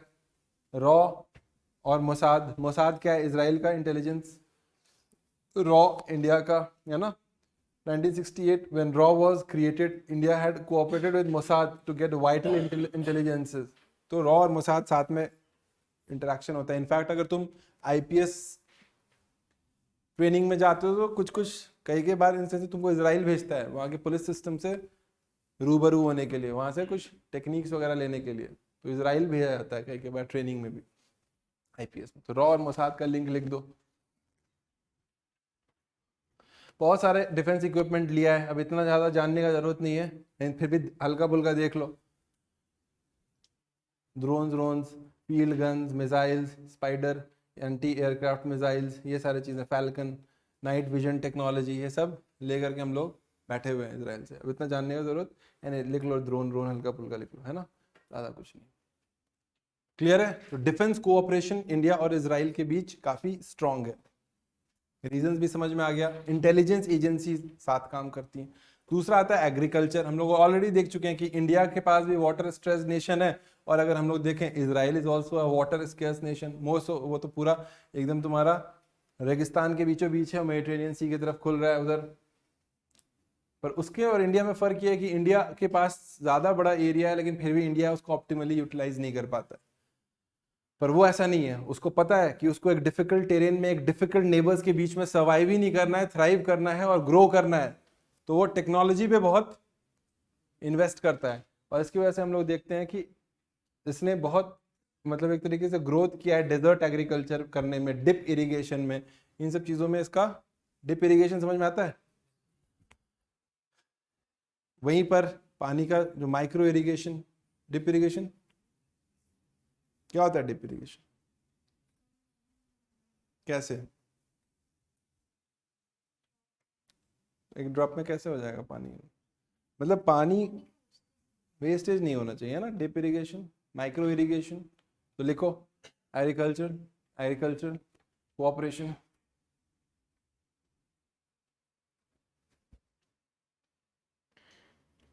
ठीक है। Israel is the global leader in drip irrigation and desert agriculture and desert agriculture desert agriculture desert agriculture and desert drip irrigation and desert agriculture. हम लोग देखते हैं कि इंडिया के बहुत सारे स्टेट जहां पे वाटर का क्राइसिस है उन्होंने एमओयू भी साइन किया हुआ है इजराइल के साथ। जैसे महाराष्ट्र में फार्मिंग क्राइसिस को डील करने के लिए विदर्भ और मराठवाड़ा में, या फिर अगर राजस्थान में देखें तो ऑलिव प्लांटेशन को डेवलप करने के लिए हम लोगों ने एमओयू साइन किया हुआ है। इसके अलावा Israel also set up Indo Israel agriculture project centre in Karnal. इतना जानने की जरूरत नहीं, करनाल कहाँ है, हरियाणा में है ना। तो ये जान लो कि एमओयू साइन किया हुआ 2 स्टेट के साथ, उसको लिखो, स्टार मार्क करो, इंपॉर्टेंट है।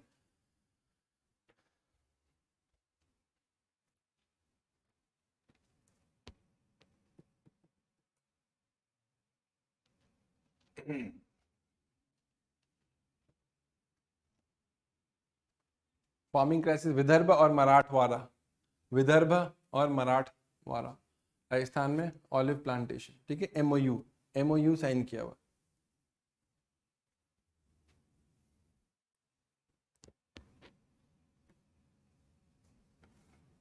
ठीक है, मराठवाड़ा राजस्थान, मराठवाड़ा और विदर्भ महाराष्ट्र, राजस्थान ऑलिव प्लांटेशन। ठीक है।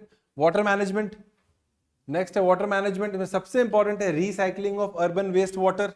पानी है नहीं वहां पर तो उसको ऑप्टिमल यूटिलाइजेशन करने आना चाहिए। ड्रिप इरिगेशन, इसके अलावा सबसे important desalination of sea water. इसीलिए मोदी जी जो है फोटो खिंचवा रहे हैं समंदर में, है ना। तो डीसैलिनेशन ऑफ सी वाटर, ये 3 चीजें। और एक इजरायली कंपनी है जिसका नाम है IDE, उसने बहुत सारे डीसैलिनेशन प्लांट्स इंडिया में बनाए हुए हैं चेन्नई के। तो ये इंडिया के लिए एक टेक्नोलॉजी शेयरिंग प्रोग्राम।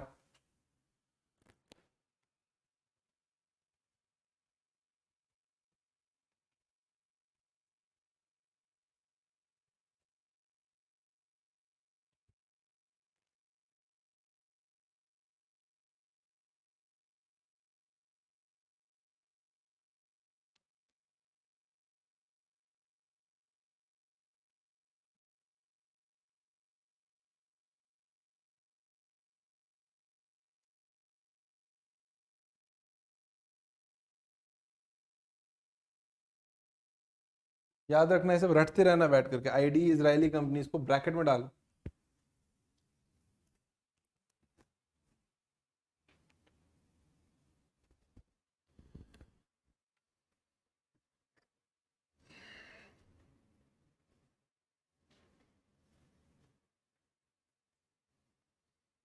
ठीक है। ट्रेड रिलेशंस में अगर हम लोग देखें तो हमारा टोटल ट्रेड इजराइल के साथ लगभग $6 बिलियन था 2014 में, है ना। और इंडिया के फेवर में था 57, तो वो भी इंपॉर्टेंट है। हम लोग एक्सपोर्ट करते हैं मिनरल फ्यूल्स एंड ऑयल, और जबकि इंपोर्ट करते हैं ये पर्ल्स और प्रेशियस स्टोन्स उससे। 2010 के बाद 2 countries have been negotiating free trade agreement. अब इतना इंपॉर्टेंट है नहीं ये पॉइंट, फिर भी लिख लो। ट्रेड रिलेशन में लिख लो लगभग $6 बिलियन का ट्रेड है। ट्रेड $6 बिलियन का है। और balance of trade is in favour of India. BOT क्या है, इंडिया के फेवर में।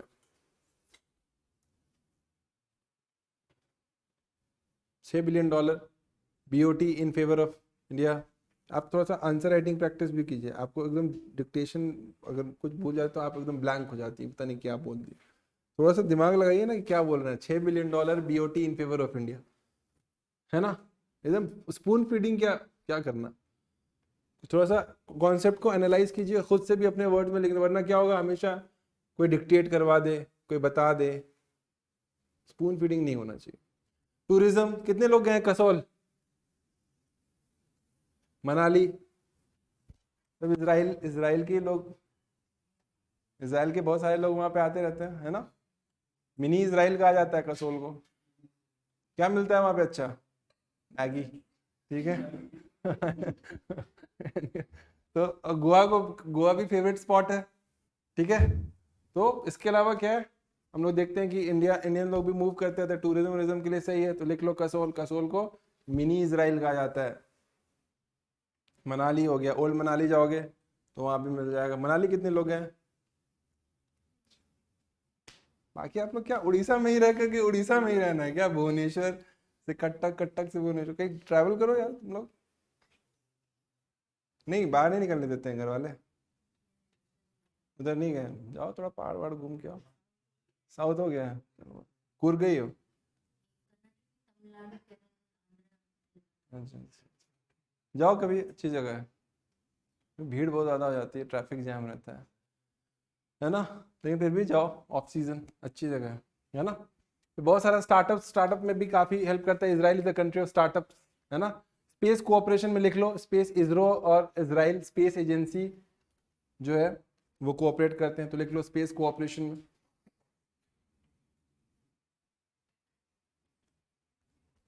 Israel space agency are cooperating on number of project. ठीक है। रिवर क्लीनअप, रिवर क्लीनअप में नमामि गंगा प्रोजेक्ट में जो भी टेक्नोलॉजी चाहिए होता है रिवर्स को क्लीन करने के लिए, नमामि गंगे प्रोजेक्ट में हम लोग देखते हैं रिवर क्लीनअप में भी कोऑपरेशन है। और इंडिया का जो यूएन सिक्योरिटी काउंसिल में जो परमानेंट मेंबरशिप बनने का एस्पिरेशन है उसको भी बैकिंग करता है इजराइल। लिख लो ये सारे पॉइंट्स। परमानेंट मेंबरशिप इंडिया का जो एस्पिरेशन है उसको बैक करता है। देखो इंडिया इजराइल रिलेशन बहुत इंपॉर्टेंट है।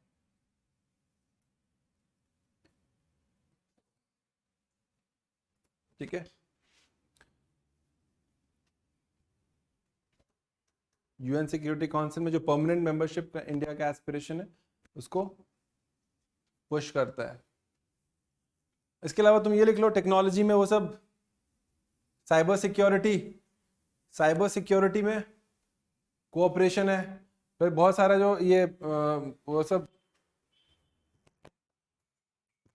पेगासस का एग्जांपल लिख लो, Pegasus.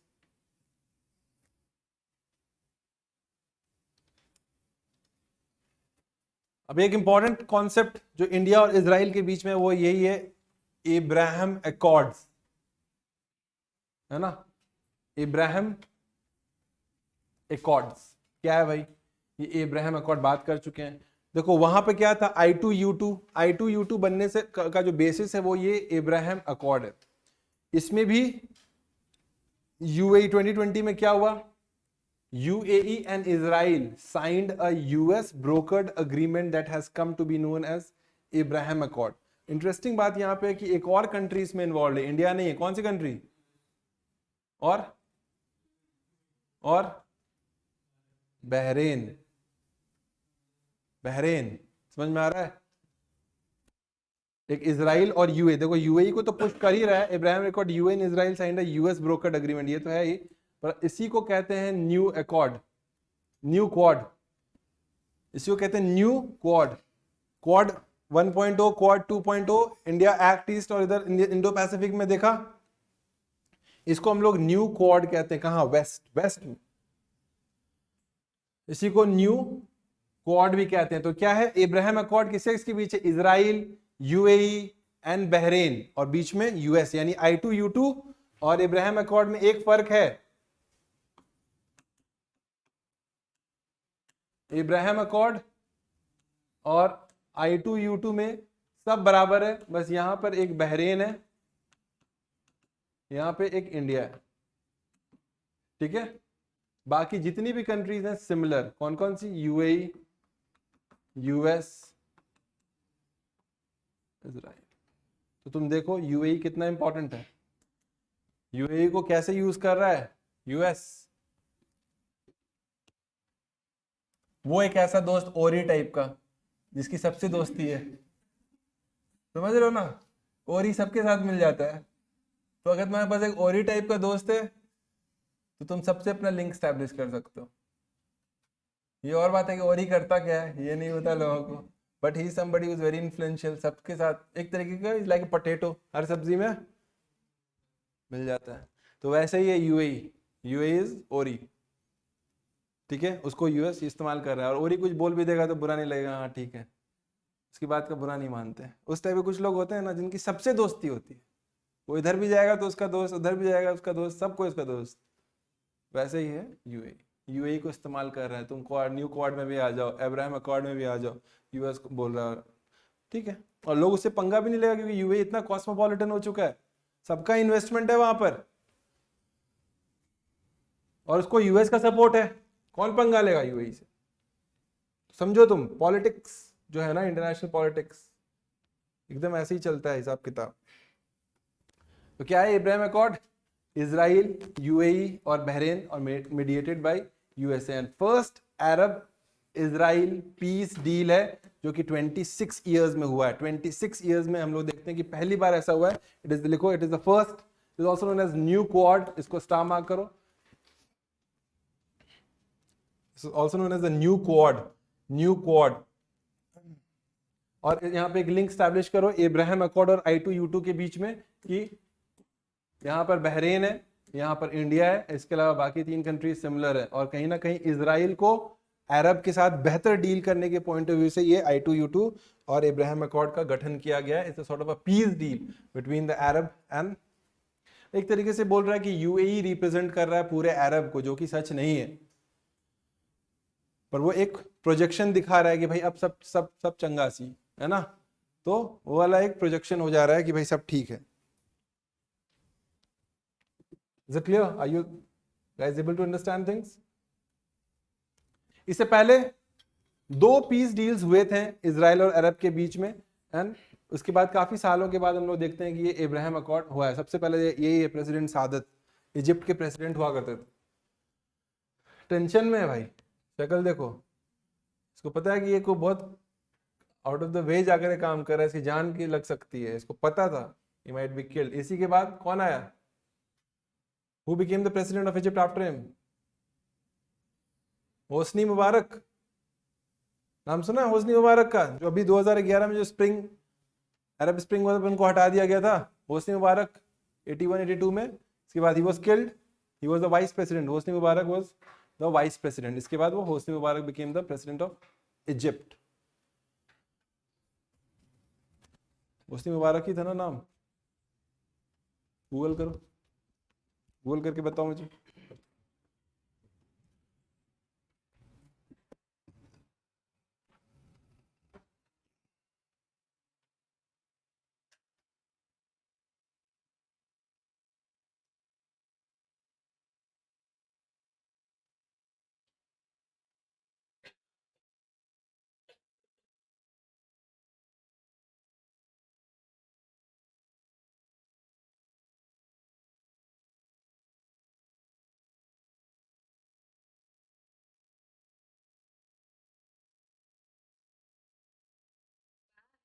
Wow, your dad is so hot, yeah.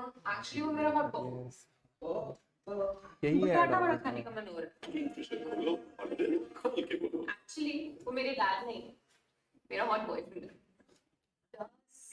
बनाना बड़ा है वो brother. आगे बढ़ भाई, ठीक है। देखो, अनवर सादत,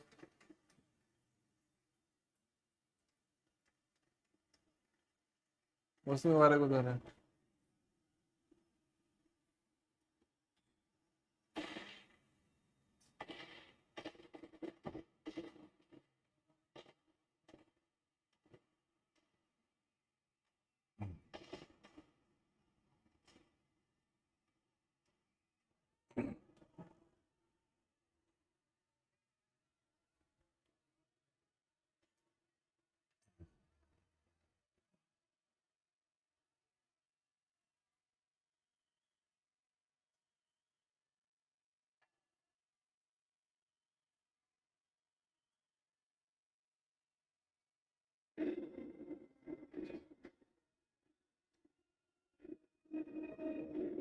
निक्सन है भाई, ये निक्सन है।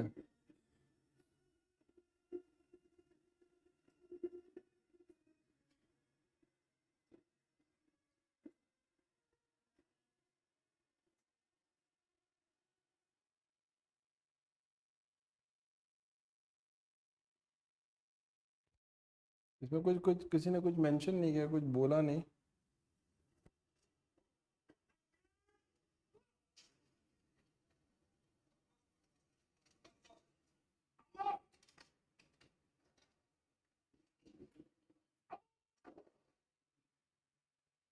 In 1947, this was Palestine, ruled by Britain, inhabited by 1 million Arabs and 500,000 Jews. Then Britain withdrew, leaving the UN to divide Palestine between the Jews and, despite their bitter opposition, the Arabs. In 1948, the creation of the State of Israel provoked war. Victory for the Jews enlarged that state. 600,000 Arabs left Palestine as refugees. 19 years later, in the Six-Day War of 1967, Israel humiliated the Arab enemy, occupied Arab land, and secured wider frontiers once more. I'm not going to Geneva to discuss the possibility of the withdrawal, the Israeli withdrawal from the land occupied after 67. This is a fact. Put yourself in my shoes. Would you accept bargaining for poor land? I'm not ready to bargain in 1 inch of land. All the other. Israel knows this quite clearly. Can you conceive of Egypt signing an agreement with Israel to which there is not also accord given by Syria and the PLO and the other relevant Arab states? Not at all. Because our ultimate goal from the Geneva Conference is to establish permanent peace. ठीक है, छोड़ो। तो यही है आपका Anwar Sadat, he was the president Carter, और ये आपके इजराइल के का प्रीमियर उस वक्त। तो ये क्या हो रहा है, पहले जो अग्रीमेंट्स है उसकी बात हो रही है, ठीक है। ये जो सेकंड है, ये कौन है, यासीर अराफात है ना, पीएलओ का मतलब गाजा स्ट्रिप और हमास दो अलग अलग चीज़ें बनेंगी, देखेंगे। फिर ये बिल क्लिंटन 2000 में। तो हम लोग देखते हैं कि Egypt was the first Arab state to sign a peace deal with Israel in 1979 में पहले साइन किया गया है ना। फिर जॉर्डन ने एक पीस पैक्ट साइन किया 1994 में। तो लिखो, Egypt was the first Arab state, लिख लिया क्या ये वाला point, Egypt was the first Arab state to sign a peace deal with Israel in 1979.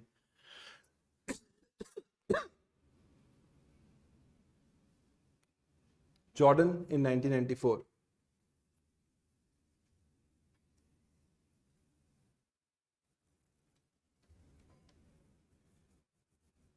ठीक है।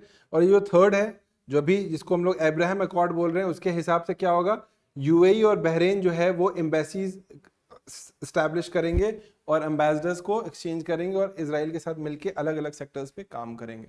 यही है बेसिकली इसका डिमांड। और इब्राहिम अकॉर्ड के पॉइंट ऑफ व्यू से और क्या होने वाला है, it will open the door for Muslims around the world to visit the historic sites in Israel. देखो जैसे ये अल अक्सा जो मस्जिद है वो हम लोग देखते हैं कि थर्ड होलीस्ट मॉस्क है इन मुस्लिम्स के लिए, है ना। डोम ऑफ द रॉक जिसको टेम्पल माउंट कहते हैं, हरम अल शरीफ है ना, ये वेस्टर्न वॉल है, ठीक है। तो एक तरीके से तुम देखो, ये इब्राहिम अकॉर्ड ये बोलता है कि ये जो डोर्स हैं मुस्लिम मॉस्क के पॉइंट ऑफ व्यू से ये ओपन अप हो जाएगा और peacefully they can peacefully pray at Al Aqsa mosque in Jerusalem which is the third holiest city in site in Islam after Kaaba Mecca और prophet mask जो है Medina में। हम लोग देखते हैं दो मस्जिदों के बाद जो थर्ड सबसे इम्पोर्टेंट पायस मॉस्क है वो ये है अल अक्सा मॉस्क। तो ये हो जाएगा, ये अगर ऐसा होगा तो एक तरीके से जिनको भी जो चीज़ें हैं वो कर सकते हैं। और इसकी वजह से क्या होगा, it will bringing Israel UAE and Bahrain together reflects their shared concerns about Iran rising influence in the region. ये यूएस का अपना एक स्टांस है। तो लिख लो, अकॉर्डिंग टू इब्राहिम अकॉर्ड क्या क्या होने वाला है। पहला, UAE and Bahrain will establish embassies and exchange ambassadors.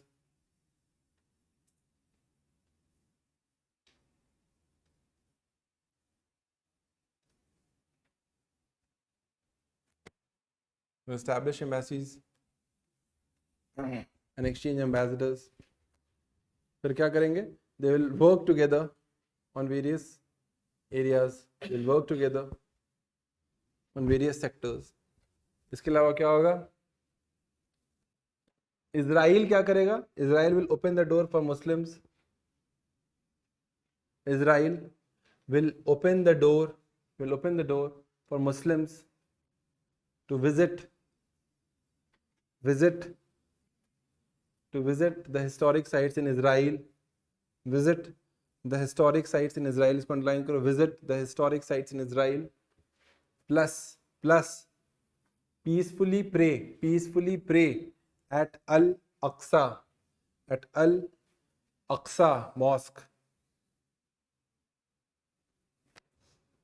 which is the third holiest site in Islam after Makkah and Medina. Third holiest site in Islam, Al-Aqsa Mosque, third holiest site after Makkah and Medina. ठीक है, तो ये चीज आपका एक तरीके से ये हो जाएगा.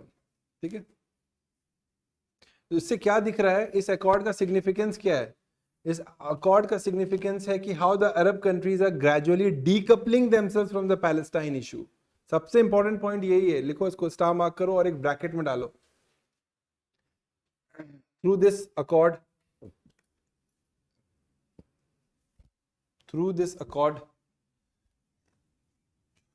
the Arab countries are gradually decoupling word को underline करो, themselves from the Palestine issues.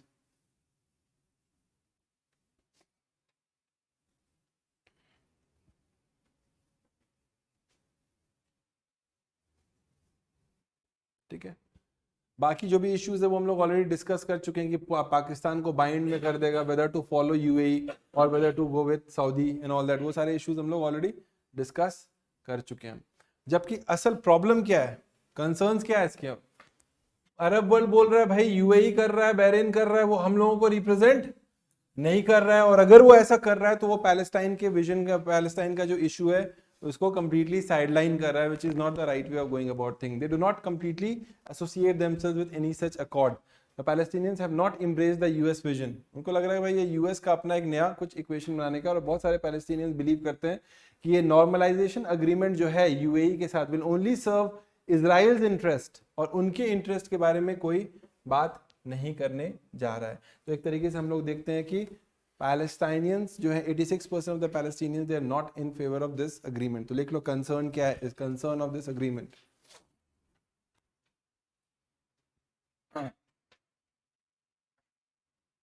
पहला, the Palestinians believe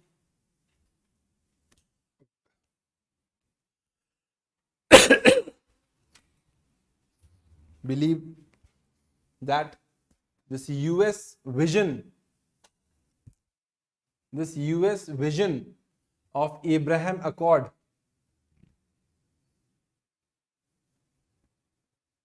plus the normalization agreement only serves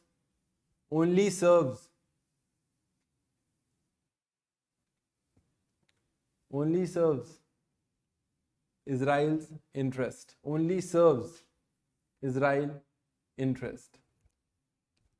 और इसकी वजह से क्या हो सकता है, शिया सुन्नी शिज्म या शिया सुन्नी रिफ्ट जो है और बढ़ सकता है. तो नेक्स्ट बुलेट पॉइंट लिखो, शिया Sunni differences, Shia Sunni शिज्म may widen up resulting in violence.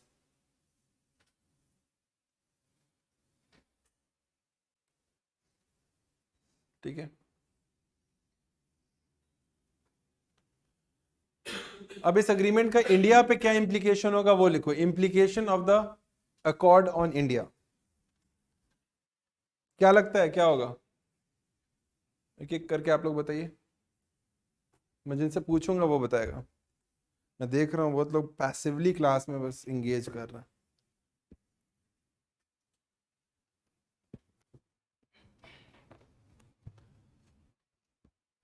आप बताइए.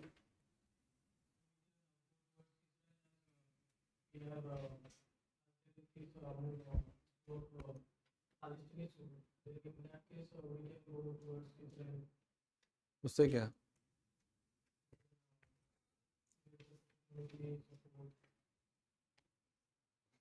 मतलब आप ये कह रहे हैं कि इंडिया का अपना स्टांस इजराइल की तरफ क्लियर हो जाएगा, इंडिया का डोंट यू थिंक दैट वो प्रॉब्लमेटिक सिनेरियो है? अगर इतना क्लियर स्टांस आप ले रहे हैं तो पैलेस्टाइन को आप आइसोलेट कर रहे हैं। इंटरनेशनल रिलेशन में आप ऐसा कोई एकदम क्लियर स्टांस लिया है किसी न किसी के, एक्सेप्ट फॉर पाकिस्तान और इंडिया का रिलेशन को छोड़ दिया जाए।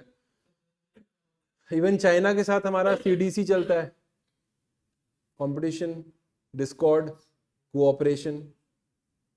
क्या रीज़न है कि इतनी अच्छी दोस्ती होने के बावजूद ही मोदी जो है वो जाकर पैलेस्टाइन में विजिट करते हैं या ह्यूमैनिटेरियन असिस्टेंस देते हैं? अगर इतना ही इंटरनेशनल रिलेशन में वो सब नहीं होता है। ठीक है, आप जो कहना चाह रहे हैं, maybe are not putting the things in the right way. आप ये कहना चाह रहे हैं कि इससे क्या होगा कि इजराइल की तरफ हमारा स्टांस और स्ट्रांग होगा without giving up our sentiments towards Palestine, यही कह रहे हैं आप?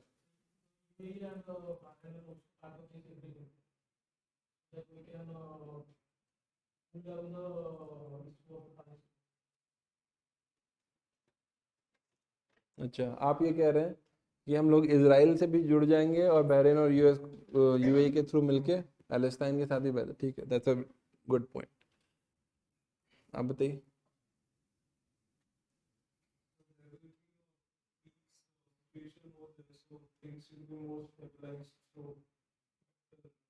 तो आपको लग रहा है कि अरब वर्ल्ड इस पर्टिकुलर अकॉर्ड को एक्सेप्ट करेगा?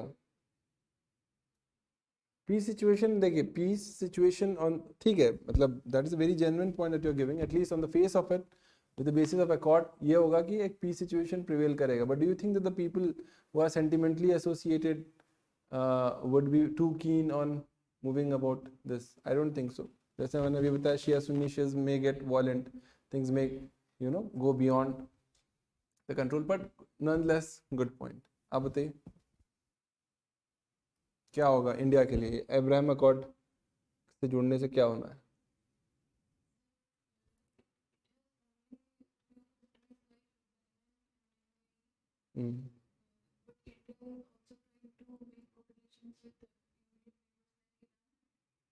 ठीक है,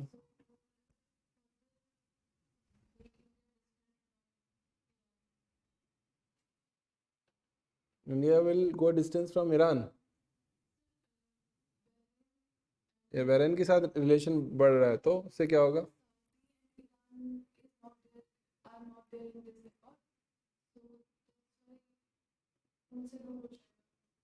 कौन दूर हो जाएगा? इब्राहिम अकॉर्ड से? इब्राहिम अकॉर्ड में तो इंडिया है नहीं। इब्राहिम अकॉर्ड की वजह से I2U2 है ना। तो आप ये कह रहे हैं कि इंडिया इंगेज कर रहा है बाकी कंट्रीज के साथ, तो इंडिया और सऊदी अरब आइसोलेट हो जाएगा, ये कह रहे हैं?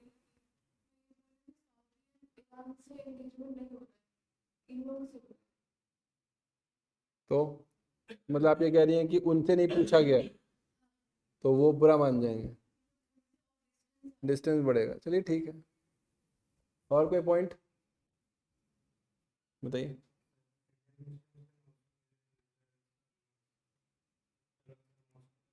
Very good. जो इश्यूज है ओपन अप हो रहा है तो उससे बेहतर क्या है, मतलब विजिट करके और आप P2P कॉन्टैक्ट को इम्प्रूव कर सकते हैं। एक ट्रस्ट कॉन्फिडेंस बिल्डिंग मेजर होगा, कहीं से तो शुरू करोगे।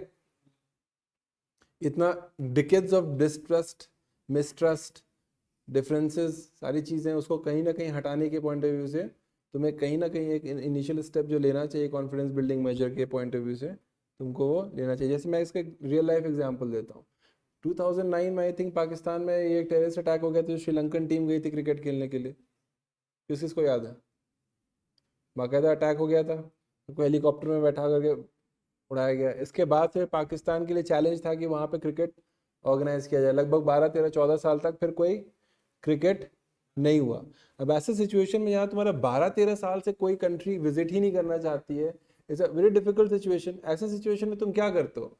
अगर फिर पाकिस्तान PSL लेकर के भी आया, पाकिस्तान सुपर लीग, तो वो दुबई में उसको करना पड़ रहा था, वहाँ से उसकी रेवेन्यू आ नहीं रही थी, तो उसने क्या फिर दिमाग लगाया कि भाई फाइनल हम लोग पाकिस्तान में रखेंगे। अगर याद होगा तो पहला PSL का सेकंड या थर्ड लीग था, उसने बोला कि ठीक है पूरा मैच तो कोई नहीं जा रहा है, पर हम लोग फाइनल पाकिस्तान में रखेंगे अमिड्स हेवी सिक्योरिटी। तो क्यों रखा सिर्फ फाइनल? ताकि आप एक बार आइए, देखिए, ट्रस्ट, कॉन्फिडेंस बिल्डिंग मेजर के पॉइंट ऑफ व्यू से रखा। फिर इवेंचुअली जब थोड़ा सा कॉन्फिडेंस बिल्डिंग मेजर हुआ तो बाकी अभी देख रहे हो कि पूरा PSL पाकिस्तान में चल रहा है। तो जब भी ऐसा सिचुएशन, जब दो लोगों के बीच में काफ़ी डिस्टेंस बढ़ जाता है, वो उसको कॉल नहीं कर रहा है या उसको कॉल नहीं कर रहा है, तो कभी कभी एक बार कॉल कर ले या कोई कहीं पे मिल जाए, कॉफ़ी में बैठ करके बात कर ले, तो बहुत सारे चीज़ें, गिला शिकवा दूर किया जा सकता है कि नहीं। तो ऐसे ही चलता है, जैसे रेगुलर लाइफ में चलता है वैसे ये भी चलता है। 25 साल में पहली बार कोई अकॉर्ड साइन हो रहा है तो ये लिखो पॉजिटिव इम्प्लीकेशंस। इससे क्या होगा? Hope for peaceful resolution of Palestine dispute, यही है ना मेन मकसद, hope for peaceful resolution of Palestine dispute. और एक बार अगर पीसफुल रिजोल्यूशन हो गया पैलेस्टाइन के लिए तो इंडिया के लिए अच्छा होगा कि नहीं?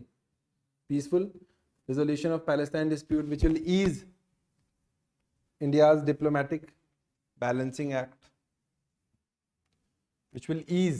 which will ease India's balancing act. Balancing act कर रहा है ना, डिहाइफिनेशन, इधर भी जा रहा है उधर भी जा रहा है, दो आपस में लड़े हुए लोगों से बारी बारी मिल रहा है, इधर भी जा रहा है इधर भी जा रहा है ना। मान लो दो भाइयों में लड़ाई हो गया, एक बहन है वो एक भाई से मिलने के लिए अलग जा रही है, फिर दूसरे भाई से उस भाई को उसकी तारीफ कर रही है जबकि वो तारीफ कर भी नहीं रहा है तब भी, और दोनों के बीच एक ईज फैक्टर को क्रिएट करने की कोशिश कर रही है। तो अब अगर दोनों भाई में बन जाएगा ठीक ठाक तो उसके लिए भी आसान है, दोनों भाई से बराबरी में मिल लेगी, यही होगा हिसाब किताब। तो इंडिया का जो ये बैलेंसिंग एक्ट चल रहा है वो खत्म होगा, इंडिया का हेडेक खत्म होगा कि डिहैफिनेशन के चक्कर में जीना आराम किया। जब मैं जाऊंगा इसराइल तो पैलेस्टाइन भी होके आ जाऊंगा। ये क्या हुआ कि अभी इसराइल जा रहा हूँ तो पैलेस्टाइन नहीं जाऊंगा, फिर अगली बार फिर से पेट्रोल खर्च करके फ्लाइट का मैं फिर पैलेस्टाइन जाऊंगा तो फिर इसराइल नहीं जाऊंगा। अरे भाई एक बार गए सब मिल के वापस आ जाएंगे, ये होगा। That is why it will result in ease of India's balancing act या India's dehyphenation. Second लिखो, it will result in peace in the Middle East. It will result in the peace in the Middle East, which will be beneficial for Indian diaspora, which will be beneficial for Indian diaspora.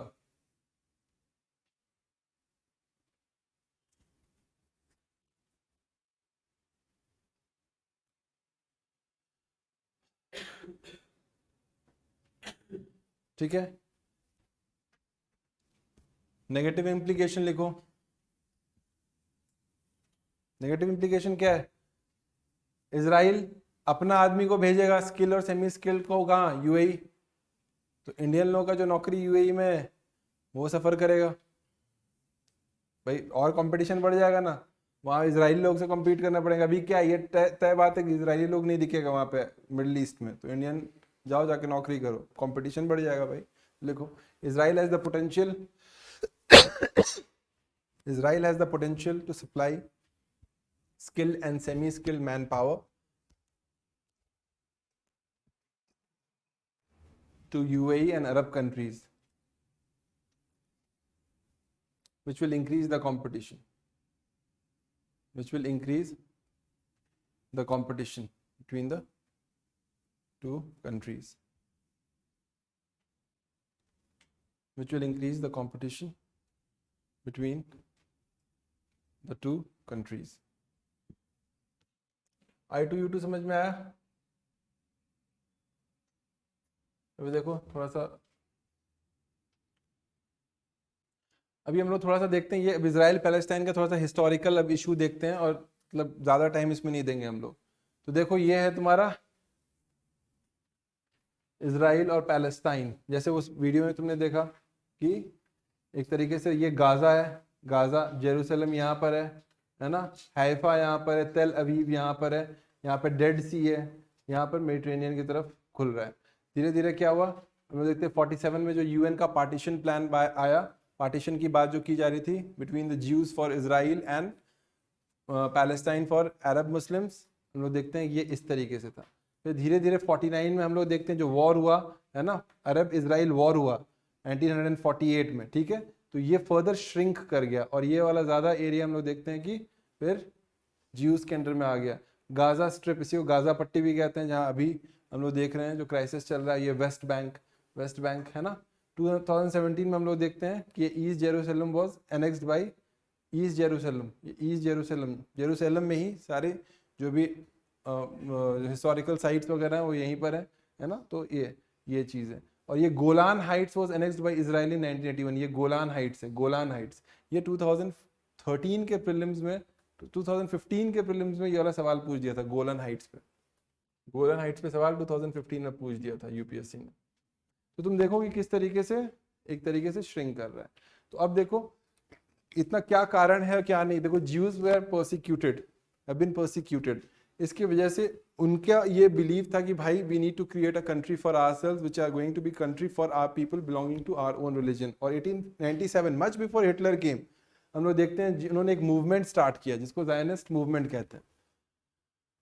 Zionist movement उन्होंने 1897 से establish किया और बोला कि भाई जो भी escape कर रहा है परसिक्यूशन उनके पास होना चाहिए कि अपने एंसेस्ट्रल होमलैंड जाएं जो कि इजराइल है इनके हिसाब से।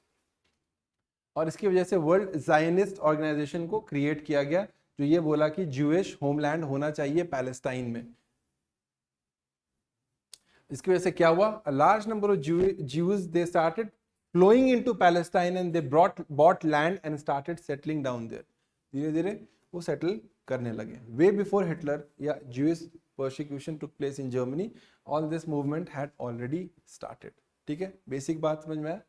फिर देखो इनिशियली पैलेस्टाइन ये ऐसा था, पैलेस्टीनियन लैंड, ठीक है। फिर धीरे धीरे हम लोग ऑलरेडी देख चुके हैं। फिर ये यूएन एडमिनिस्टर्ड था, यूएन एडमिनिस्टर्ड ये वाला जो जेरूसलम है ना पैलेस्टाइन। फिर फर्दर ये क्रश डाउन हुआ। फिर फर्दर अभी तुम ये देख रहे हो पैलेस्टीन, ये गाजा पट्टी जो है ये है और ये आपका तरीके से सिस्टम। तो देखो state of Israel is born, ठीक है। पैलेस्टीन फॉर द ज्यूज, ये एक्चुअली में मिस्टर बेल्फोर जो ब्रिटिश रिप्रेजेंटेटिव थे, बेल्फोर अग्रीमेंट हम लोग देखेंगे। He sent the following letter to Lord Rothschild और establishment of Palestine के बारे में बात किया जा रहा है। Letter which stated that the British government support for the establishment of a Jewish homeland in Palestine। ठीक है, सबसे पहले तो ये लिखो हिस्ट्री लिखो, थोड़ा सा हिस्ट्री में लिखो। In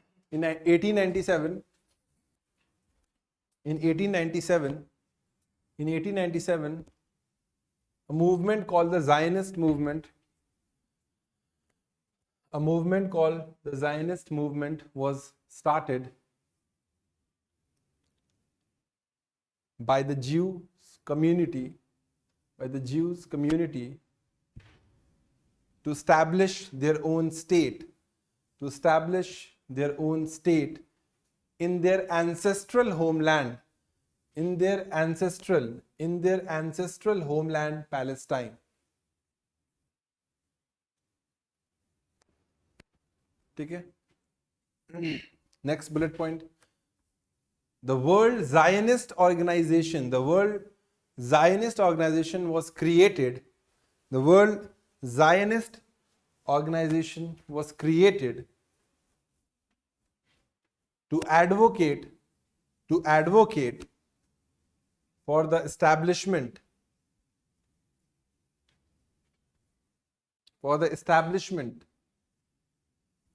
of Jewish homeland in Palestine।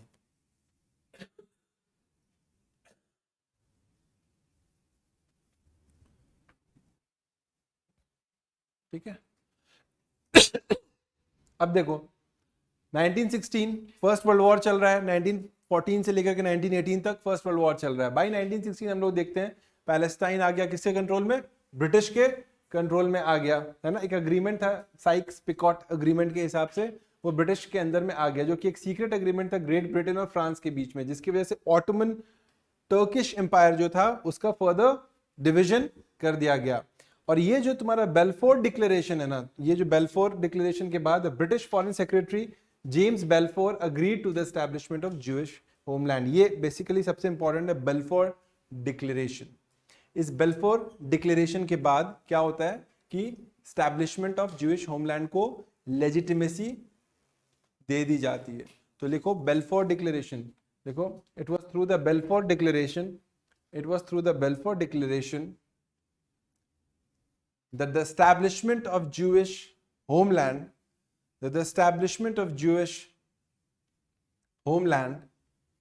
was given legitimacy, was given legitimacy. ठीक है, was given legitimacy. यही बेल्फोर डिक्लेरेशन के बारे में मैं यहाँ पे दिखा रहा हूँ. A letter which stated that the British government का सपोर्ट है कि आप ज्यूइश होमलैंड बना सकते हैं. ये Palestinian for the Jews, Balfour, जो कि ब्रिटिश के फॉरेन सेक्रेटरी थे. और नाजी परसिक्यूशन के बाद इन्फ्लक्स बढ़ जाता है किनका, ज्यूज का. कहां पर, पैलेस्टाइन में, जिसकी वजह से अरब थ्रेटन हो जाते हैं और they fought bitterly against them. तो लिख लो, after Nazis persecution, after Nazis persecution, many Jews start coming to Palestine,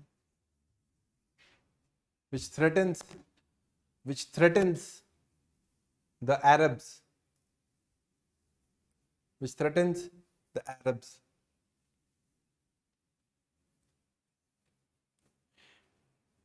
इस पूरे प्रोसेस तक ब्रिटिश कुछ भी नहीं करते हैं, चीजों को होते रहने देते हैं. They remain mute spectator. बीच में वो यूएन को इन्वॉल्व करते हैं.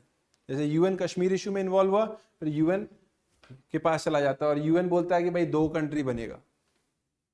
यूएन क्या बोलता है, 2 कंट्री बनेगा. ज्यूइश लोग एक्सेप्ट कर लेते हैं इस अग्रीमेंट को और आ जाता है इजराइल. तो लिख लो, इन 1947 British government, in 1947 British government refers the question of Palestine to the UN.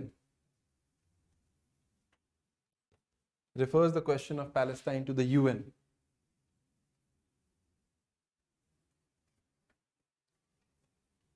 Which declares to split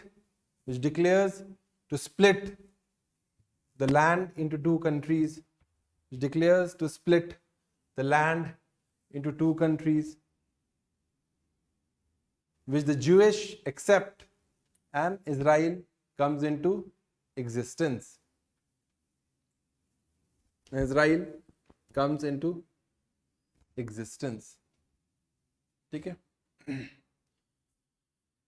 in 1948 comes into existence in 1948. इसका डायरेक्ट रेजिस्टेंस अरब वर्ल्ड से उनको मिलता है और 1948 में हम लोग देखते हैं Arab start their fight against Israel. 1948 में हम लोग देखते हैं Arab see it as a conspiracy against them to throw them out of their own land, and consequently हम लोग देखते हैं सब मिलकर, इजिप्ट, जॉर्डन, इराक, सीरिया, सब मिलकर के डिक्लेयर कर देते हैं वॉर इजराइल पर. और ये इंटरेस्टिंग यहाँ पे कि गांधी भी इसके अगेंस्ट था. गांधी ने इसको कहा था क्राइम अगेंस्ट ह्यूमैनिटी. इजराइल के क्रिएशन को उसने क्राइम अगेंस्ट ह्यूमैनिटी कहा था, बट इंडिया ने रिकॉग्नाइज कर दिया था इजराइल को 1950 में. और इस वॉर के बाद क्या होता है, Israel and Arab countries, Israel emerge victorious, जीत जाता है यूएस के सपोर्ट के बेसिस पर. और इसके बाद क्या होता है, वो अपना एक्सपेंशनिस्ट पॉलिसी शुरू कर देता है. तो लिखिए सबसे पहले, first Arab fight against Israel 1948 to 1949. 1948 to 1949. पहला बुलेट पॉइंट लिखिए, Egypt plus Jordan plus Iraq plus Syria. Egypt plus Jordan plus Iraq plus Syria together declare the war on Israel.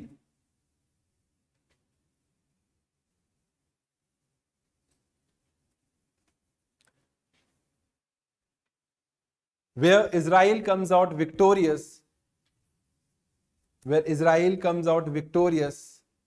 with the support of the US and the West, and begins the expansionist policy of Israel. Expansionist को underline कीजिए, expansionist policy of Israel. इसकी वजह से क्या होता है, बहुत लोग इधर उधर भागेंगे, है ना. तो बहुत लोग भागते हैं, बहुत सारे लोग रिफ्यूजीज बन के हो जाते हैं, जिसकी वजह से हम लोग देखते हैं पैलेस्टाइन का रिफ्यूजी क्राइसिस हो जाता है which ultimately leads to the creation of PLO, terrorist organisation PLO, Palestine liberation organisation in 1964।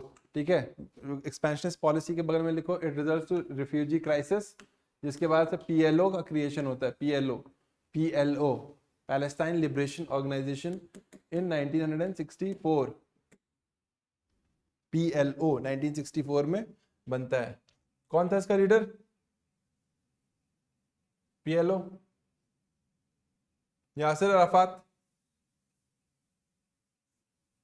है ना। PLO Palestine liberation organisation 1964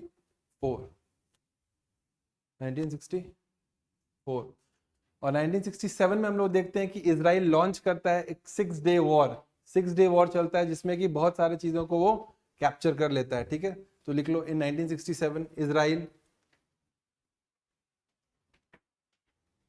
Israel launches 6 day war, इसको अंडरलाइन करो, 6 डे वॉर, जहां पे वो क्या क्या कैप्चर करता है। ये सब इंपॉर्टेंट है प्रीलिम्स के लिए। Golan Heights from Syria, Golan Heights prelims में पूछा हुआ 2015, गोलन हाइट्स या गोलान हाइट्स सीरिया से। West Bank and east Jerusalem from Jordan, West Bank and east Jerusalem from Jordan, Sinai peninsula and Gaza strip from Egypt.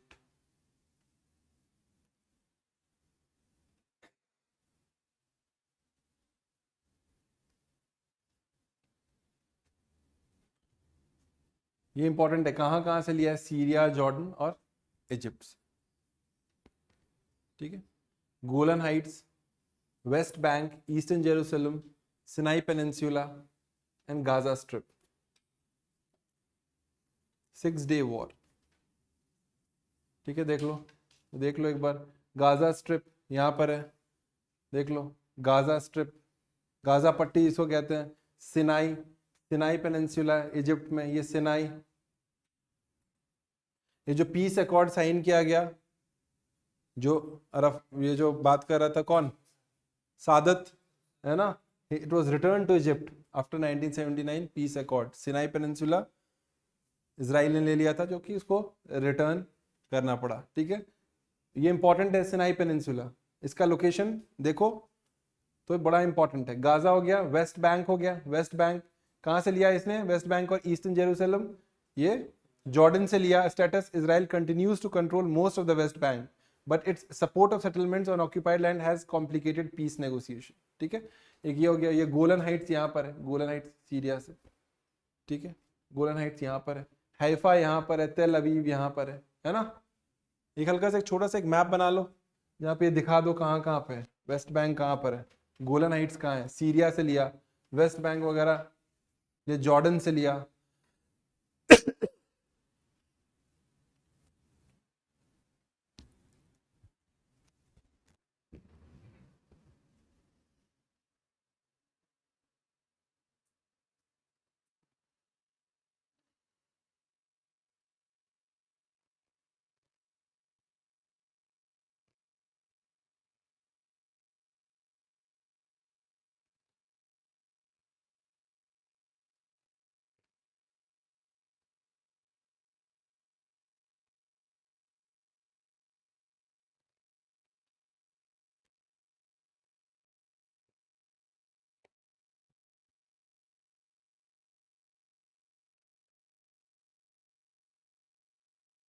अच्छे से revise करके आना कल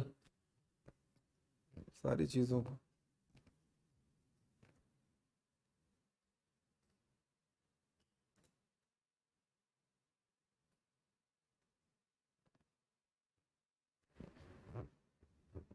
गोलन हाइट्स सीरिया से, West Bank, east Jerusalem, Jerusalem ये है, ये east Jerusalem, Gaza, Sinai peninsula,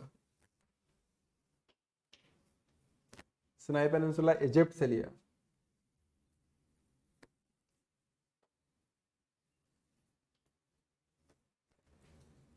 बड़ा इंपॉर्टेंट है, हर साल एक क्वेश्चन मैप में पूछ देता है यहाँ से। ये मेडिटेरेनियन सी की तरफ खुल रहा है। It is not a landlord country. Jordan is a landlord country. Jordan landlocked है। सीरिया, सीरिया लैंडलॉक्ड है, श्योर है?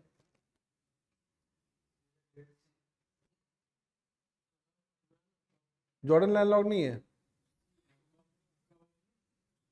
देखिए तो जॉर्डन लैंडलॉक्ड है कि नहीं, गूगल कीजिए। डेड सी यार, उसको तुम नहीं बोल सकते हो dead C.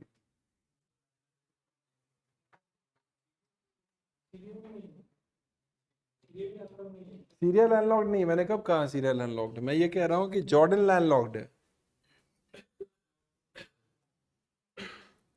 Jordan is landlocked. ये बन गया। देखो ये सिनाई पेनिनसुला है, दिख रहा है? अच्छा जॉर्डन खुल रहा है तुम्हारा वहाँ। देखो सिनाई पेनिनसुला, ये सिनाई पेनिनसुला, और देखो सुएज कैनाल दिख रहा है? सुएज कैनाल उधर ही से, सिनाई पेनिनसुला दिख रहा है? बड़ा इंपॉर्टेंट है, देख लो इसको अच्छे से। गाजा स्ट्रिप वहाँ पर है, सिनाई पेनिनसुला यहाँ पे। सिनाई पेनिनसुला आपस इजिप्ट के पास है, कायरो इधर है, रिवर नाइल इधर है ना? तो ये चीज़ है। देखो Israel, Syria, Golan Heights, area under UN control. ये जो गोलन हाइट्स है अभी वो एरिया अंडर यूएन कंट्रोल है, ठीक है? एरिया अंडर यूएन कंट्रोल, ठीक है? गोलन हाइट्स को अंडरलाइन कर लो, लिख लो, it is under UN control, ठीक है? It is under the UN control. आज के लिए हम लोग इतना ही करते हैं, ठीक है? कल की क्लास में हम मिलते हैं। तो जो भी बच गया है उधर से, सऊदी अरब और ये ईरान इजराइल को मिलाकर, जो आई थिंक इजराइल में हार्डली 10-15 मिनट का बचा हुआ है, ठीक है? I am also getting a headache of sorts. तो कल मिलते हैं। कल हम लोग मिला जुला करके इसको कवर करेंगे। In the very first 1.5 hours we are going to finish this off. We are going to take from there India Afghanistan, India Afghanistan को लेकर के फिर हम लोग इंडिया यूएस, इंडिया रशिया को देखेंगे, उसके बाद फिर सेंट्रल एशिया को देखेंगे, है ना? कल करते हैं। किसी को कोई डाउट है तो पूछ लीजिएगा, है ना? The last class is going to be till 3rd, you know.